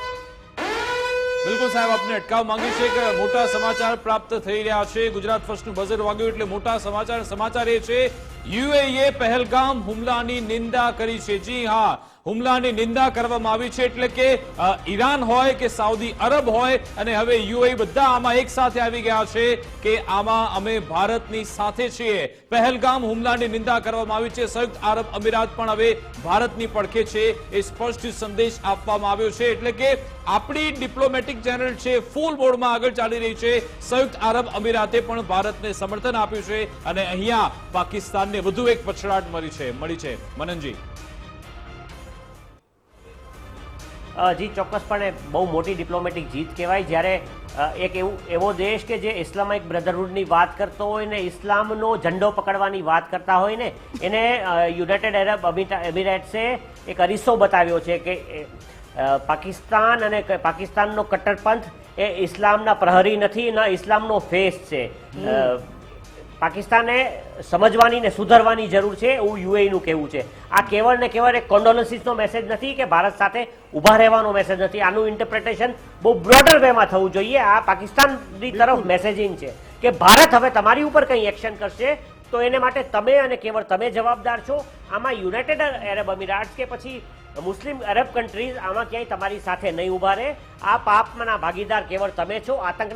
આતંકના મૂળમાં પાકિસ્તાન છે અને પાકિસ્તાનની તરફ ભારત જ્યારે પ્યુનિટિવ એક્શન લેશે, પાકિસ્તાનને ભારત જે પાઠ ભણાવવાનું છે એવે સમયે પાકિસ્તાનની સાથે સમ ખાવા પૂરતું પણ કોઈ ઊભું રહેવા તૈયાર નથી વિશ્વમાં, એવું મેસેજિંગ થયું છે. અને ખરેખર ભારતની બહુ મોટી ડિપ્લોમેટિક જીત છે આ. અને કેપ્ટન મીરા, મારે પણ તમને આ સવાલ પૂછવો છે કે ભારતે જ્યારે એમ કહ્યું કે અમે આ સિંધુ જળ સમજૂતી કરાર એક તરફી અમારા તરફથી રદ કરીએ છીએ, વિશ્વમાં એક પણ દેશ એવું સામે ના આવ્યો ને એવું ના કહ્યું કે ભાઈ આ ખોટું કરી રહ્યા છો, સીધું સમર્થન આપવામાં આવ્યું. ભારતે કહ્યું કે અમે આ જે આતંકવાદીઓ છે એમના આંખાઓ છે એમને વિશ્વના જે પણ ખૂણે છુપાયેલા હશે એમને શોધી કાઢીશું, એમને તબાહ કરી નાખીશું. એમાં પણ લોકોએ કહ્યું કે હા તમે કરી શકો છો, તમારો હક છે. અમેરિકા પણ છૂટું પડી ગયું. અમેરિકા કહે છે કે આ બંને પોતાનું એ સુલઝાવી લેશે અને હવે સાઉદી અરબ હોય, યુએઈ હોય કે ઈરાન, એ લોકો પણ ભારતની પડખે છે. રશિયા ઓલરેડી સમર્થન કરી ચૂક્યું છે. જી રાઈટ તમે સાચી વાત કીધી. હવે આમાં કેમ આટલું ઇમ્પોર્ટન્ટ છે કે આટલા 30થી વધારે દેશો ભારતના કેવલ કહેવા માટે, મયંકભાઈએ સાચી વાત કીધી કે કહેવા માટે સાથે નથી ઊભા, દે મીન ઇટ. કારણ શું છે? કારણ કે એક દેશ, મને નથી લાગતું દુનિયામાં કોઈ પણ એવું એક દેશ હશે જે એ નહીં માને કે આતંકવાદનું એપિસેન્ટર એ પાકિસ્તાન છે. કોઈ પણ કન્ટ્રી હોય છે, કોઈ પણ નેશન હોય છે, એની પાસે એક આર્મી હોય છે. કેવલ પાકિસ્તાનની આર્મી જ એક એવી આર્મી છે જેની પાસે સો કોલ્ડ એક બોર્ડર્ડ લેન્ડ છે જેને આપણે નેશન કહીએ છીએ. અને પાકિસ્તાની આર્મી કેમ અગેન આપણે એને એપિસેન્ટર કહીએ છીએ કે આપણે આતંકિસ્તાન કહીએ છીએ, આઈ તો શુડ સે કે જેહાદિસ્તાન છે. કારણ શું છે એનું? કારણ કે પાકિસ્તાની આર્મીનો મોટો શું છે? પાકિસ્તાની આર્મીનો મોટો છે ઈમાન, તકવા, જિહાદ ફી સબિલ્લાહ. જેનું જિહાદ જ એના મોટોમાં છે. That is the foundation of the entire organisation. તો આગળ પણ એ જ વસ્તુ નીકળવાની છે અને એના લીધે અને એની સામે આપણે ભારતનો મોટો શું છે? સેવા પરમો ધર્મ, service before self. So ideology please, that is very much important. અને જ્યારે આપણે દેશના વડાઓની વાત કરીએ છીએ આખા દુનિયાના, તો એ લોકો they are the very most intelligent people of the country. એટલે એ લોકો એ સ્થાન પર બેઠા છે અને એ લોકોને આ તફાવત સહજ રૂપે દેખાઈ આવે છે. અને that is why they know કે in the time of crisis situation કે in the time of war આપણે કઈ સાઈડમાં ઊભા રહેવું જરૂરી છે. અને આ વખતે it is one sided. Gone are those days જ્યારે ભારત દોડીને યુનાઇટેડ નેશન્સમાં જતું હતું ને કીધું હતું પ્લીઝ સ્ટોપ ધીસ, અમને હેલ્પ કરો. અને યુએસ કહેતું હતું હવે આગળ નહીં વધી શકો, આવું બધું નહીં થવું જોઈએ અને સીઝ ફાયર થવું જોઈએ. Now is the time. As a generation હું એમ કહું છું આપણા બધા માટે આ જે સમય આપણે ભારતનો જોઈ રહ્યા છે ને આ યુગનો મીરા, એક સુવર્ણ સમય જોઈ રહ્યા છે કે આ કેપ્ટન રીતે મીરા. Diplomacy, external affairs. મારે હું આપને રોકી એટલે રહ્યો છું વચ્ચે કે આપણે એવું પણ જોયું છે ભૂતકાળમાં કે જ્યારે કોઈ ટેન્શન સર્જાય ભારત અને પાકિસ્તાન વચ્ચે જી તો યુએનના કોઈ પ્રતિનિધિ અથવા તો કોઈ રાષ્ટ્રોના પ્રતિનિધિ એમ કે સિચ્યુએશનને એસ્કેલેટ ન થવા દો, શાંતિથી વાત કરો, વાતચીતથી ઉકેલો. આ વખતે આવી સલાહ પણ કોઈએ નથી આપી, એટલે બધાએ એ સમજી લીધું છે કે આમાં હવે વાક પાકિસ્તાનનો જ છે. એક્ઝેક્ટલી. અને એક વાર નહીં, આ વારંવાર આ વસ્તુ રિપીટ થઈ છે. કેટલી બધી વાર પ્રૂફ મળ્યા છે, ચાહે ઓસામા બિન લાદિન હોય, ચાહે આપણું 26/11માં કસાબ હોય, હાફિઝ હોય. આપણે અત્યારે જ તહવ્વુર રાણાને એક્સ્ટ્રેડિક્શન થયું છે. કારણ શું એનું? એવરીવન નોઝ વેરી ક્લિયરલી કે આ એક જોક હોય ને જે ખાલી ખૂન જ ચૂસે છે, એનું બીજું કંઈ જ નથી. આ આખી દુનિયા માટે એ બનીને રહી ગયું છે. So it is of no use. Everyone knows that. અને જેમ વાત કરી હતી અને મયંકભાઈ પણ ખૂબ બરોબર વાત કરી કે આ જે ન્યુક્લિયર થ્રેટ જે આપી રહ્યું છે ને પાકિસ્તાન, ખોખલું threat. I am telling you why. કેમ કે એની પાસે આ એક જ એના પ્રમાણે આ એકો છે તુરુપનો જે છે નહીં. કેમ કે એ કહે છે કે હું ન્યુક્લિયર થ્રેટ આપીશ ને તો જ મને ફંડિંગ મળશે. તો એમ કે દુનિયા ગભરાશે કે અરે ન્યુક્લિયર થ્રેટ તો ફંડિંગ જરૂરી છે ને. કેમ કે એની પાસે અત્યારે ઓલરેડી જે IMF ને બધાનું it is in a very difficult situation. આપણને બધાને જ ખબર છે 2024ની પરિસ્થિતિ શું છે. આ જતું રહેશે તો 25માં મળશે નહીં એને.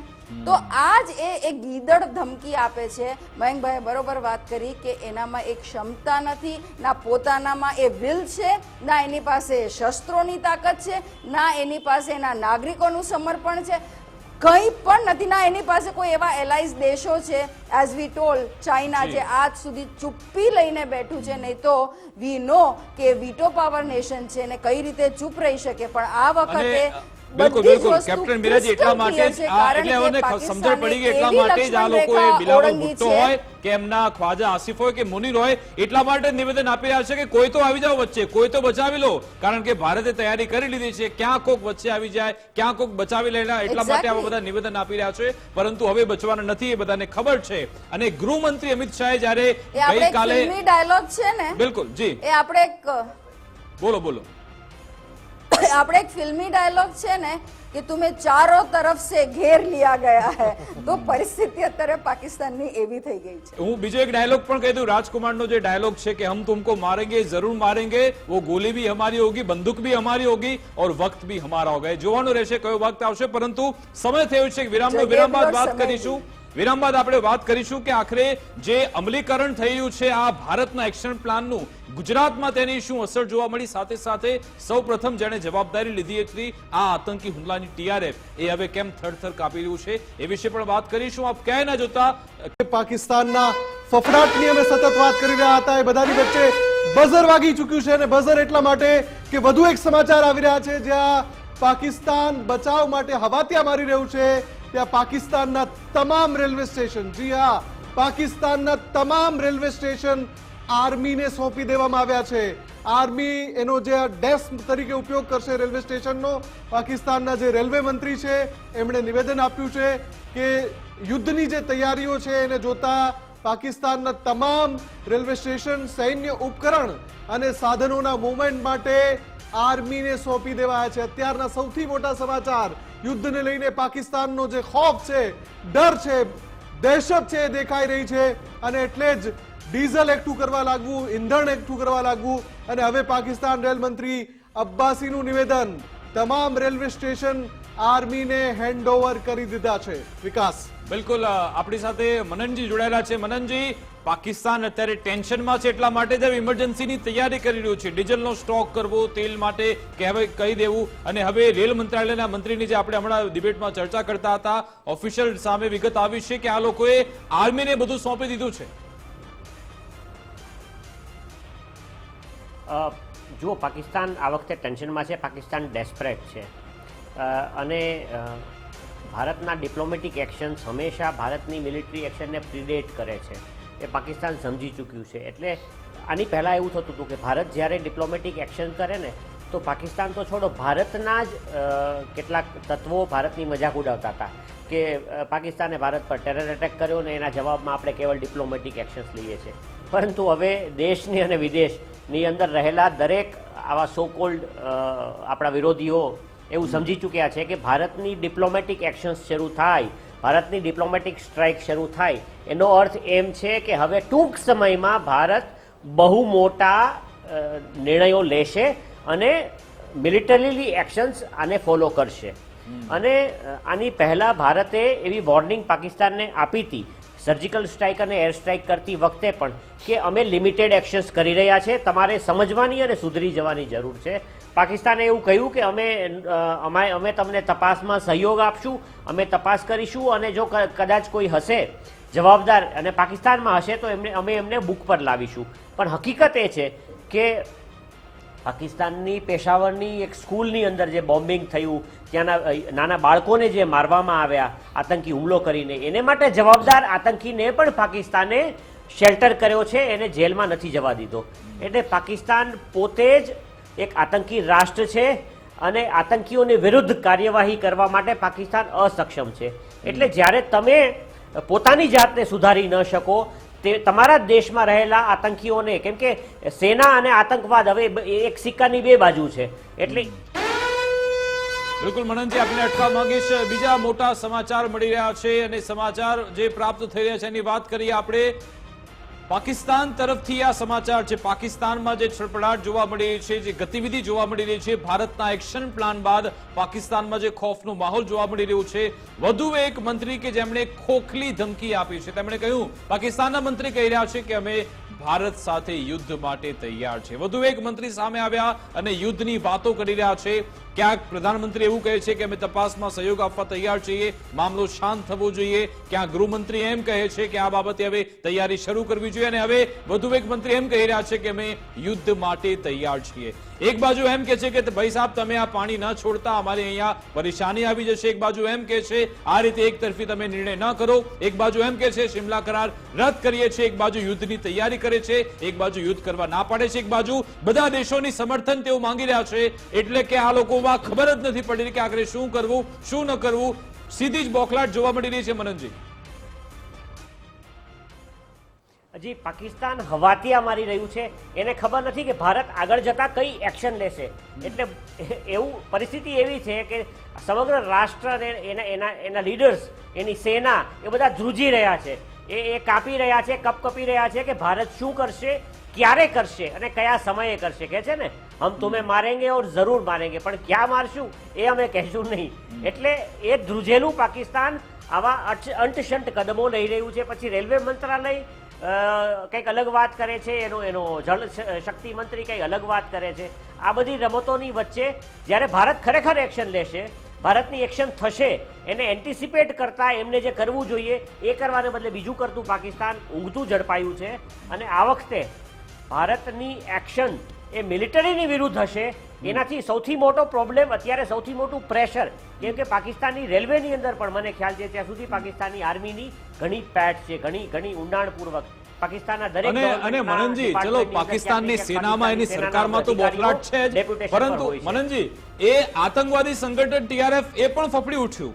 મેં ક્યારે મારા અનુભવમાં મેં જોયું નથી કે સાંભળ્યું નથી કે વાંચ્યું નથી કે કેવું આતંકવાદી સંગઠન જાણે હુમલાની જવાબદારી લીધી હોય પછી 2-3 દિવસ પછી ના પાડી દે કે ના ભાઈ હું તો નહોતો આમાં મને માફ કરી દો. TRF હવે ના પાડી રહ્યું છે કે આમાં કોઈ હુમલો કર્યો નથી, આ તો અમારું એકાઉન્ટ હેક થઈ ગયું હતું. અને હવે એ લોકો એવું કહી રહ્યા છે કે અમે તપાસી રહ્યા છીએ, એમની જોડે મોટી સોફ્ટવેર કંપની છે, અમે તપાસી રહ્યા છે કે અમારું એકાઉન્ટ કોણે હેક કર્યું. ઓડિટ કરી રહ્યા છે. હવે તો ભારતના વળતા જવાબના ડરથી હવે તો આતંકી સંગઠનોએ પોતાના ઓડિટ કરવા શરૂ કર્યા છે. આ ગજબનું નાટક માંડ્યું છે પાકિસ્તાને. પણ આ નાટકથી આપણે રસ્તો ભૂલવાની કે ભટકવાની જરૂર નથી. ખરેખર જે લિમિટેડ મિલિટરી એક્શનની જરૂર છે ભારતે લેવાની, એ એક્શન આપણે લેવી પડશે. નહીં તો જે હાસ્યાસ્પદ સ્થિતિમાં આજે પાકિસ્તાન આવ્યું છે એ સ્થિતિ આપણી થશે. ખરેખર બહુ મોટી વોર્નિંગની વાત છે, બહુ સિરિયસલી સમજવાની વાત છે કે ભારતે પાકિસ્તાનને એના હુમલાનો જવાબ એની સેના પર લિમિટેડ તો લિમિટેડ, પણ મિલિટરી એક્શનથી દેવો જ પડશે. હું યુદ્ધ બિલકુલ શબ્દનો દેશ પ્રયોગ રાહ નથી જોઈ કરતો, રહ્યો છે મનનજી પરંતુ કે military એક્શન action ક્યારે અને અને સેના કેવી પર રીતે થવી થાય છે, જોઈએ. કેટલી માત્રામાં થાય છે. પણ એ બધાની વચ્ચે વધુ એક સમાચાર આવી રહ્યા છે.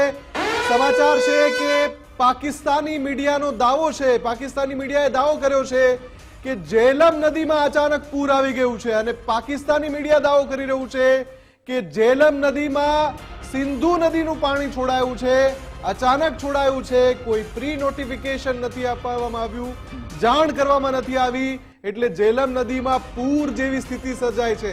આ દાવો પાકિસ્તાન મીડિયા કરી રહ્યું છે. એક તરફ સિંધુમાં પાણી આપો કરી રહ્યા છે, અને બીજી તરફ જેલમ નદીમાં પૂર આવી ગયાનો દાવો કરી રહ્યા છે. બિલકુલ આ ભારતનો સૌથી મોટો નિર્ણય છે, સૌથી મોટું પગલું એ છે મુફદ્દલ કે જ્યારે આપણા વિદેશ મંત્રાલય તરફથી પ્રેસ કોન્ફરન્સ કરવામાં આવી ત્યારે જ આપણને ખબર પડી ગઈ હતી કે આપણે પાકિસ્તાનને વ્યૂહાત્મક રીતે પણ આપણે એને પછાડવાના છીએ, એને સીધો દંડ આપવાના છીએ. અને જ્યારે આપણે નિર્ણય કર્યો, આપણે તમામ ડેટા હવે એમની સાથે શેર કરવાનું બંધ કર્યું છે કે કેટલું પાણી આવી રહ્યું છે, કેટલું પાણી આપણે છોડીશું કે નહીં, કશું જ અમને ખબર પડવાની નથી. અને પાણી માટે વલખા મારે એવી સ્થિતિ આજે પાકિસ્તાનમાં થઈ ચૂકી છે. એટલે મનનજી આ સંદેશ પણ આપણે એમને આપી રહ્યા છે કે જો તમે સીધા ના રહ્યા તો આ શસ્ત્ર તો મારી જોડે છે જ, હથિયારો. धमके थोड़ा डरते हैं हम, छोड़ो अभी. આપનો જવાબ લો એ પહેલા CR પાટીલના કેટલાક વિઝ્યુઅલ્સ આવી રહ્યા હતા, આપણે તેના બાઇટ્સને ને એમના નિવેદન સાંભળીશું. આપનો જવાબ પૂર્ણ કરો. જી પાકિસ્તાન કહેતું હતું ને એને પાણી જોઈએ છે, તો ભારતે એને પાણી આપ્યું છે. બસ આ વખતે સિંધુને બદલે જેલમના રસ્તે આપ્યું છે. હવે જેલો. બિલકુલ એટલે કે બસ એ લોકોને જેલવાનું જ છે. બીજી મહત્વની બાબત એ પણ છે કે હવે જે ભારતમાં થઈ રહ્યું છે એને તમે કેવી રીતે જોશો? કારણ કે આજે ઇન્ડિયન નેવી અને ઇન્ડિયન આર્મી બંને એક સાથે સોશિયલ મીડિયા પર એક મેસેજ આપ્યો. ઇન્ડિયન નેવી તો કહી દીધું કે we are ready anywhere any time any how. આ શું સંકેત આપી રહી છે ઇન્ડિયન નેવી? ભારતનું સ્ટ્રેટેજિક પોસ્ચરિંગ અને સોશિયલ મીડિયા થ્રુ જે મેસેજિંગ જઈ રહ્યા છે ને, બહુ સિરિયસ ઇફેક્ટ એની પાકિસ્તાન પર આવી રહી છે. પાકિસ્તાની સેનાના સાઇક પર, એમની માનસિકતા પર આવી રહી છે. મને યાદ છે કે બાલાકોટ એર સ્ટ્રાઇક થઈને એની આગલી રાત્રે પાકિસ્તાની એરફોર્સે ટ્વીટ કર્યું હતું કે sleep light we are awake, અને એ લોકો સ્લીપ ટાઇટ કરતા રહ્યા અને ભારતીય સેના ગઈ અને એર સ્ટ્રાઇક કરીને આવી ગઈ. એટલે હવે જુઓ તમે, આના જવાબમાં પાકિસ્તાની સેના ટ્વીટ નથી કરી રહી, પાકિસ્તાની એરફોર્સ કે પાકિસ્તાની નૌસેના એ પણ ટ્વીટ નથી કરી રહી, કેમ કે એમને ખબર નથી એ લોકો સૂતા રહેશે, એ લોકો જાગતા રહેશે, પણ એ જાગતાય સૂતેલા છે. ક્યારે ભારતીય સેના, ભારતીય સશસ્ત્ર બળો આવશે અને કેવા પ્રકારની સ્ટ્રાઇક કરીને જશે એમને ખબર નથી. એટલે આપણું એક બહુ મોટું serious strategic messaging social media through થઈ રહ્યું છે. અને એનો સંદેશ ખરેખર જ્યાં પહોંચવો જોઈએ ને, આ જનરલ સાહેબે કહ્યું ને, જનરલ બક્ષી સાહેબે, કે અસીમ મુનીરને લો બેક પેઇન થઈ ગયું છે, એટલે એની અસર જ્યાં થવી જોઈએ ને ત્યાં થઈ છે. પરંતુ તમે જે એક્શન બિલકુલ વધુ એકવાર સમાચાર આવી રહ્યા છે કેમ કે બઝર વાગ્યું છે અને બઝરનો મતલબ સ્પષ્ટ છે કે વધુ એક અપડેટ ભારત વર્સિસ પાકિસ્તાનને લઈને. જમ્મુ કાશ્મીરમાં આતંકીઓ સામે કાર્યવાહી તેજ થઈ ગઈ છે. અત્યારે રાત્રિનો સમય છે અને સેના જે એક્ટિવ મોડમાં ઓપરેશન ઓલ આઉટ ચલાવી રહી છે. અત્યારે સમાચાર મળી રહ્યા છે કે વધુ એક આતંકી જેના ઘરને નેસ્ત નાબૂદ કરી દેવાયું છે. આ વખતે કાર્યવાહી જમ્મુ કાશ્મીરના કુપવાડામાં થઈ રહી છે અને એક પછી એક જે આતંકી અથવા તો આતંકી સંગઠન સાથે જેની લિંક મળી રહી છે, આવા જે લોકલ સપોર્ટર્સ છે એને પણ અંજામ સુધી પહોંચાડવામાં આવી રહ્યા છે, એના ઘર ઉડાડવામાં આવી રહ્યા છે. સમગ્ર દિવસ સેના જમ્મુ કાશ્મીરમાં ઓપરેશન ઓલ આઉટ ચલાવી રહી છે અને એ પછી જે વિગતો મળે છે, જેવો સુરત દળે સાંજના સમયે કાર્યવાહી ચાલુ થાય છે, અત્યારે સમાચાર આવી રહ્યા છે વધુ એક આતંકી, કેમ કે એક લિસ્ટ આખું સામે આવ્યું હતું કે કયા આતંકી સંગઠન સાથે લોકલ સપોર્ટ એક્ટિવ છે અને એમની ઉપર કાર્યવાહી કરવાની છે. ત્યારે હવે કુપવાડામાં એક આતંકીના ઘરને વિસ્ફોટથી ઉડાવી દેવાયું છે. બિલકુલ વિસ્ફોટથી ઉડાવી દેવામાં આવ્યું છે અને આ કાર્યવાહી ચાલવાની છે. પરંતુ સવાલ હવે એ છે કે આપણે વોર્ડની તૈયારી કરી રહ્યા છીએ, તૈયારી ચાલુ છે ને ગમે ત્યારે એટેક કરવામાં આવશે. પરંતુ मेजर जनरल GD बख्शी जी, आपसे मैं जानना चाहूंगा कि किसी भी स्थिति से निपटने के लिए भारत की रक्षा ताकत यानी कि डिफेंस वॉल को कितनी मजबूत माना जा सकता है, आपका क्या कहना है? बहुत मजबूत है. देखिए साहब, और मजबूत हो सकती थी.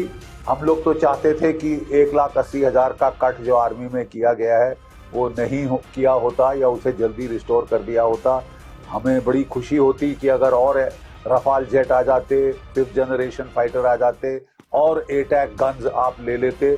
लेकिन अब सवाल ये है साहब कि we will fight with what we have, और जो हमारे पास है वो पाकिस्तान की ऐसी तैसी करने के लिए पर्याप्त।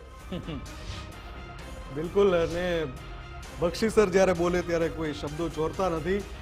વીએન થાપર સર પણ આપણી સાથે છે અને એમને પણ આ સવાલ મારે પૂછવું છે. સર,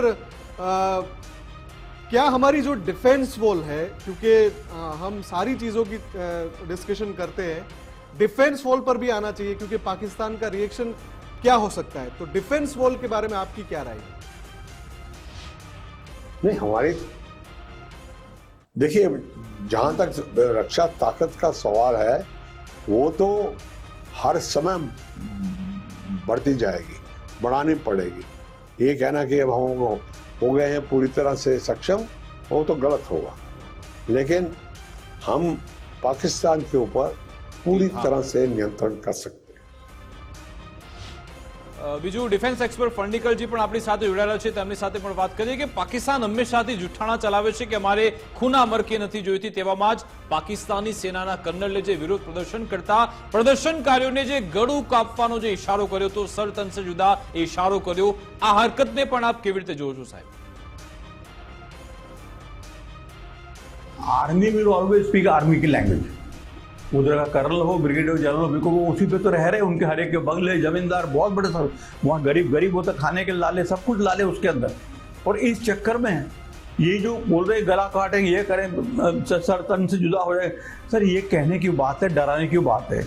अब ये सरकार डरने वाली नहीं है, ना ये आर्म फोर्सेस डरने वाली, ठीक है ना. हमने आपको पहले ही बताया कि अर्लियर हमें प्रॉब्लम था, 26/11 में प्रॉब्लम था और हमारे कई सीरीज ऑफ बॉम्ब ब्लास्ट में हुआ. लेकिन आज की तारीख में जो डिसीजन लिया है which is the mandatory, expected of it, और हमने, मुझे गर्व है कि अपोजिशन ऑल्सो सपोर्टिंग. दुख की बात है, 1-2 अपोजिशन वाले ऐसे हैं जो पागल की तरह बातें करते मेरे देश में. यही तो बिपिन रावत बोल रहा था कि भाई मैं 2.5 फ्रंट पे लड़ाई करना चाह रहा हूँ. एक है चाइना, दूसरा है पाकिस्तान. फ्रंट है, और एक आधा फ्रंट जो सबसे खतरनाक फ्रंट है हिंदुस्तान में, हमारे देशद्रोही घूम रहे हैं, चाहे वो मणिशंकर अय्यर हो या हमारे कोई भी पॉलिटिकल लीडर हो, वो जो ऐसी भाषा करते हैं कि वो कि भाई आप ही इसको सीधा कर सकते हो, आप ही को. પણ સર સવાલ એ છે કે આપને શું લાગી રહ્યું છે ભારતનું જે એક્શન છે એ કયા સ્કેલ પર હોઈ શકે છે, સાથે સાથે પાકિસ્તાનનું પ્રત્યુત્તર એની પ્રતિક્રિયા પણ કેવી હોઈ શકે છે? ભારતની ડિફેન્સ લાઇન, જે જીડી બક્ષી જેને સવાલ પૂછ્યો હતો કે એ ડિફેન્સ લાઇન કેટલી સ્ટ્રોંગ છે આપણે? आपके सामने में दिल खोल के बोल सकता हूँ कि दैट सबसे पहले जो होता है LOC, लाइन ऑफ कंट्रोल. वहाँ तो वो इंटरनेशनल बॉर्डर तो है नहीं, जो यूके की बात कर रहे हो अगर आप, वो ऑलरेडी एक्टिवेट हो चुकी है वहाँ पे. रोज फायरिंग हो रहा है, धवा से फायरिंग हो रहा है. उसके बाद सर्च ऑपरेशन स्टार्टेड हो गया. ये these are battle indication, these are धीरे धीरे बैटल. एकदम लड़ाई नहीं होती ना, एकदम आपकी एयर एक्सरसाइज शुरू हो गई, आपकी डेजर्ट वॉरफेयर एक्सरसाइज शुरू हो गई राजस्थान में. तो ये क्या होता है कि फाइनल टचिंग होता है कि लेट्स टेस्ट आवरसेल्फ. तो ये प्रिलिमिनरी जो एक्सरसाइज है ऑलरेडी स्टार्ट हो चुका है. अब ओनली थिंग कब, कहाँ, किधर, इट इज अ डिबेटेबल, और ये सीक्रेट रहा वही अच्छा होगा. क्योंकि फिर क्या होता है आपने देख लिया 26/11 में मीडिया ने कैसा हालत कर दिया.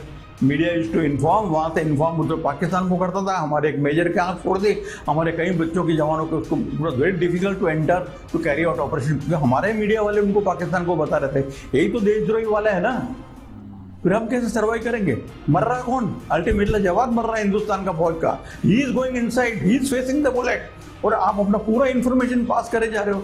और दुख होता है, वो हिंदू है, वो चैनल रिपोर्टर वाला हिंदू है, लेकिन वो तो चैलेंज कर रहा है कि भाई आप ये कैसे. अकल भी उसने कुछ किया हुआ कि भाई इस मीटिंग के अंदर चीफ मिनिस्टर फारूक, ये ओमर अब्दुल्ला, उनको क्यों नहीं बुलाया? मैंने लीव इट टू दैट सरकार यार, leave prime minister, leave to that arm forces, जो भी जिसने जो डिसीजन दे रहा है. विश्वास की बात, अगर तेरे पे विश्वास होगा तो मैं तेरे से बातचीत करूंगा, तेरे पे विश्वास नहीं, साइड ट्रैक तू जिता दिया, तेरे को बहुत हो गया. सो ये बात तो नहीं चलेगी, ये नॉनसेंस है. और ये मैं आपको बता देता हूँ, एटलीस्ट देव लिमिटेड ऑफेंसिव में, बिकॉज पीओ के LOC के ऊपर there is no international border. I can go inside, I can occupy, we can sit down there. तो है वो तो हमारा, why not, why can't I. तो ये अनफॉर्चुनेट बात है इनकी, अननेसरी बातें करते हैं। तो लिमिटेड हमको सिखाते हैं फौज में area of interest and area of influence. अब नरेंद्र मोदी का एरिया इन्फ्लुएंस पीओ को होगा, as a colonel as a battalion कौन मेरे एरिया ऑफ इंटरेस्ट से 1 से 3 किलोमीटर आगे होगा मेरे बॉर्डर के सामने, तो ब्रिगेडियर साहब को ज़्यादा होगा, जनरल साहब को ज़्यादा होगा। तो ये area of interest, area of influence, चाहे वो नेवी से जाओ, चाहे वो एयरफोर्स से जाओ, चाहे वो आर्म फोर्सेज आर्मी से जाओ, या BSF कितने पैरामिलिट्री फोर्स से जाओ, ये एक्शन बहुत तगड़ा होगा, इसमें कोई शक नहीं है। इनको ले लेके देने पड़ जाएंगे। ये वो कारगिल वाला प्राइम मिनिस्टर नहीं है Narendra Modi. When he speaks business, और ये इनको समझना चाहिए। તો આ જે આપણે ડિફેન્સ સિસ્ટમની વાત કરી રહ્યા હતા, હવે પાકિસ્તાનની જે ડિફેન્સ સિસ્ટમ છે એના ઉપર પણ વાત કરી લઈએ। પાકિસ્તાનની ડિફેન્સ સિસ્ટમ ઉપર એક મોટા સમાચાર આવી રહ્યા છે। પાકિસ્તાનની જે ડિફેન્સ સિસ્ટમ છે એને લઈને એજન્સીએ એક લિસ્ટ મોકલ્યું છે। 388 સિસ્ટમ ફેલ થઈ ગઈ છે, 388 સિસ્ટમ કામ જ નથી કરી રહી। આ જે સમાચાર છે અત્યારે સામે આવી રહ્યા છે કે ચીન પાસેથી જે સિસ્ટમ ખરીદી છે પાકિસ્તાને, એર ડિફેન્સ સિસ્ટમ, એ ફેલ થઈ ગઈ છે અને અત્યારે અહેવાલ એવા સામે આવી રહ્યા છે કે હજુ સુધી એ સિસ્ટમનું રિપેરિંગ થયું નથી અને એ લોકો હવાતિયા મારી રહ્યા છે કે આ યુદ્ધ માથે છે અને આ ડિફેન્સ સિસ્ટમ તો કામ નથી કરતી, કેવી રીતે કરશું? ચાઇના માટે તો હંમેશા હમણાં મનનજી ઉદાહરણ આપ્યું ને કે ચલે તો ચાંદ તક એવી સ્થિતિ છે। એટલે પાકિસ્તાન ચારે બાજુથી એવું ઘેરાયેલું છે કે ચીનથી જે પણ મદદ મેળવી, જે પણ એમણે શસ્ત્રો મેળવ્યા, એ બધા કાટ ખાયેલી હાલતમાં છે। સ્થિતિ એવી છે, GPS બગડેલા છે અને હવે એમની એજન્સીનો રિપોર્ટ સામે આવ્યો છે કે 300 કરતા વધારે સાધન એવા હશે કે જે એ કોઈ કામના જ નથી। મનનજી જી, આની પહેલા પણ આઈ થિંક લાસ્ટ યર મેં એક આર્ટિકલ કર્યો હતો જેની અંદર JF-17 વિમાન જે પાકિસ્તાને ચાઇનાએ જે પાકિસ્તાને સપ્લાય કર્યા છે તેની જે રડાર સિસ્ટમ છે, તેના જે સેન્સર્સ છે, તેમાં બહુ મોટી ખામીઓ જોવા મળી છે અને એને રિપેર કરવા માટે ચાઇનાને કહે છે તો એ લોકો આવી નથી રહ્યા। ચાઇનાએ જે એની એર ડિફેન્સ સિસ્ટમ પાકિસ્તાનને આપી છે, એર ડિફેન્સ સિસ્ટમની એના ઇન્ટિગ્રેશનમાં મેજર પ્રોબ્લેમ્સ છે। એટલે જે ટ્રકની સાથે, ટ્રકની અંદર રહેલા એના સેન્ટ્રલ કમાન્ડ એન્ડ કંટ્રોલ સિસ્ટમની સેન્ટરની સાથે જે ઇન્ટિગ્રેશન થવું જોઈએ એ ઇન્ટિગ્રેશનના મેજર પ્રોબ્લેમ્સ છે। એટલે ચાઇનાના ઉપર બહુ વધારે પડતા ડિપેન્ડન્ટ રહેવાથી પાકિસ્તાનનું મિલિટરી હાર્ડવેર અત્યારે બહુ પેથેટિક કન્ડિશનમાં આવી ગયું છે અને એને લીધે પાકિસ્તાનની પરિસ્થિતિ અત્યારે એવી થઈ છે કે યુદ્ધથી ડરીને જે સ્ટેટમેન્ટ્સ આવી રહ્યા છે ને આજના પાકિસ્તાનના, અને આપણે કન્ટિન્યુઅસલી જે પ્લે કરી રહ્યા છે, આ બધા એનું એક ડાયરેક્શન એ પણ દેખાડે છે કે ખરેખર પાકિસ્તાનનું મિલિટરી હાર્ડવેર કેટલી ડાયપ્લેટેડ પરિસ્થિતિમાં અત્યારે આવી ચૂક્યું છે। એક પછી એક જો તમે ડાયસેક્ટ કરતા જાઓ તો હમણાં જ આપણે વિડીયો ચલાવ્યો જે સેટેલાઇટ વિઝ્યુઅલ્સ આવ્યા છે કે જેની અંદર પાકિસ્તાનની 3 સબમરીનો એકદમ ખરાબ હાલતમાં ડોક્સમાં પડી છે। પાકિસ્તાન પાસે ભારતની જેમ ન કોઈ એરક્રાફ્ટ કેરિયર છે, ન કોઈ ડિસ્ટ્રોયર છે। પાકિસ્તાન ચીન ભીખમાં આપે એવા જહાજો પર નભી રહ્યું છે। ચીન જો ભીખમાં સબમરીન જૂની પુરાણી આપી દે તો પાકિસ્તાન એ ચલાવી લેશે। બાકી બીજો કોઈ વિશ્વનો દેશ આ આતંકિસ્તાનને આવું કંઈ આપવા, કોઈ સૈન્ય હાર્ડવેર આપવા તૈયાર નથી। અમેરિકાના જૂના F-16 વિમાનોને ચલાવીને પાકિસ્તાન ગઈ વખતે તો એક ક્યાંક ને ક્યાંક ભારતને ટક્કર આપી ચૂક્યું હતું જ્યારે એમણે ઓપરેશન સ્વિફ્ટ રિટોર્ટ કર્યું। પરંતુ આ વખતે ભારત, ત્યારે તમને યાદ હશે કે ભારતના એરફોર્સ ચીફે એમણે એક સ્ટેટમેન્ટ આપ્યું હતું કે કાશ ભારત પાસે અત્યારે રેફાલ વિમાનો હોત તો આપણે જે બાલાકોટ એર સ્ટ્રાઇક કરી એનું અને એના જવાબમાં પાકિસ્તાને જ્યારે ઓપરેશન સ્વિફ્ટ રિટોર્ટ નેક્સ્ટ ડે સવારે 10 વાગે કર્યું, એનું પરિણામ કંઈક જુદું જ આવત અને પાકિસ્તાને બહુ મોટી સંખ્યામાં એના યુદ્ધ વિમાનો ગુમાવ્યા હોત। એને ઓલ્ધો એક F-16 તો આપણે પાડી દીધું, પરંતુ જો અત્યાધુનિક વિમાનો ત્યારે હોત તો શું થાત। એટલે હવે ભારત પાસે પોતાના રાફેલ છે, નેવલ રાફેલ વિમાનો પણ આવવાની તૈયારીમાં છે। એટલે ભારતની જે ક્ષમતા જો કહો તો પછી નૌસૈનિક ક્ષમતામાં તો પાકિસ્તાન 21-20 તો છોડી દો પણ ક્યાંક 20:1 છે। એરફોર્સની ક્ષમતાની વાત કરીએ તો પાકિસ્તાનના F-16 વિમાનોની કરતાં, કેમ કે 3rd જનરેશન 3.5 જનરેશનનું વિમાન ગણો તો એની કરતાં ભારતનું 4.5 જનરેશનનું એટલે ઓલમોસ્ટ 5th જનરેશનનું રાફેલ વિમાન એરફોર્સનું ઘણું આગળ છે। એટલે એરફોર્સની વાત કરીએ, એર પાવરની વાત કરીએ તો બીજી તરફ જો વાત કરીએ કે એર પાવરની અંદર જ પાકિસ્તાનની પાસે જે એની પાસે જે રિમોટ સેન્સિંગ માટેના જે વિમાનો છે કે જે બીજા વિમાનને ટ્રેક કરે, તો એ વિમાનો એના ઓલરેડી એરીઆઈ ને એ બધા જે વિમાનો છે એ ડાયપ્લેટેડ કન્ડિશનમાં છે. ચાઇનીઝ હાર્ડવેરને લીધે, ચાઇનીઝ સોફ્ટવેરને બિલકુલ. લીધે એમાં અંતિમ સવાલ મનનજી, કુલ મળીને પાકિસ્તાન એ જ પ્રયત્ન કરી રહ્યું છે કે આ ગમે તે કંઈ પણ થઈ જાય પણ ભારત હુમલો ન કરે એ માટેના પ્રયત્નો કરી રહ્યું છે. આપને લાગી રહ્યું છે એ ડરી ગયું છે ચોક્કસથી? હા, ચોક્કસપણે. જો મરતા ક્યાં ન કરતા, પાકિસ્તાન એટલું બધું ડરેલું છે કેમ કે જુઓ, ભારતની મિલિટરી એક્શન, પાકિસ્તાની સેનાએ આજ સુધીમાં એ એક ફેક્ટ છે, એક પણ યુદ્ધ જીત્યું નથી. પરંતુ પરસેપ્શન મેનેજમેન્ટ લોકોનું એવું કરે છે કે 1971ના યુદ્ધ થયું અને ત્યારબાદ એમણે બાંગ્લાદેશને અલગ કર્યું. એટલે એ સેના પોતાની જાતને તો સમજે છે. જુઓ, તમે અરીસામાં તમારું પરસેપ્શન, તમારો જે મિરર ઇમેજ છે એને તમે ચેન્જ નથી કરી શકવાના. ગ્રાઉન્ડ લેવલ ઉપર લોકોને ભલે એ લોકો એમ કહે કે એક પાकिस्तानी मुसलमान सैनिक 10 हिंदू भारतीय सैनिकों से बेहतर है, बट हकीकत કંઈક ઓર છે. પાકિસ્તાનના 10 સૈનિકો ભારતના એની વાસ્તવિકતા દુનિયા સામે આવી ગઈ છે. તમામ લોકો જોઈ રહ્યા છે કેવી કિરકિરી થઈ છે, બધાએ જોયું. આભાર મનનજી, વિનોદજી થાપડજી અને જીડી બક્ષીજી, આપ અમારી સાથે જોડાયા, આપે સમય ફાળવ્યો તે બદલ આપનો ખૂબ ખૂબ આભાર. તો ભારતની 360 સર્જિકલ સ્ટ્રાઇક ગમે ત્યારે થઈ શકે છે, ગમે ત્યારે થવા જઈ રહી છે. ઘણી બધી માહિતી અમારી પાસે છે, પરંતુ અમે શેર એટલા માટે નથી કરી રહ્યા કારણ કે એ સેન્સિટિવ મેટર છે અને દેશહિતમાં નથી. અને ગુજરાત ફર્સ્ટ દેશહિતમાં સમાચાર ચલાવે છે, રાષ્ટ્રની સાથે છે. પરંતુ જે પણ સમાચાર અપડેટ થશે, જે આખી પ્રક્રિયા પૂર્ણ થઈ જશે, ત્યારબાદ ચોક્કસથી આપના સુધી ગુજરાત ફર્સ્ટના માધ્યમથી જ પહોંચશે. અમારી વિશેષ રજૂઆત મુદ્દાની વાત અંતર્ગત બસ આટલું જ. આપ જોતા રહો ગુજરાત ફર્સ્ટ ન્યૂઝ. નમસ્કાર.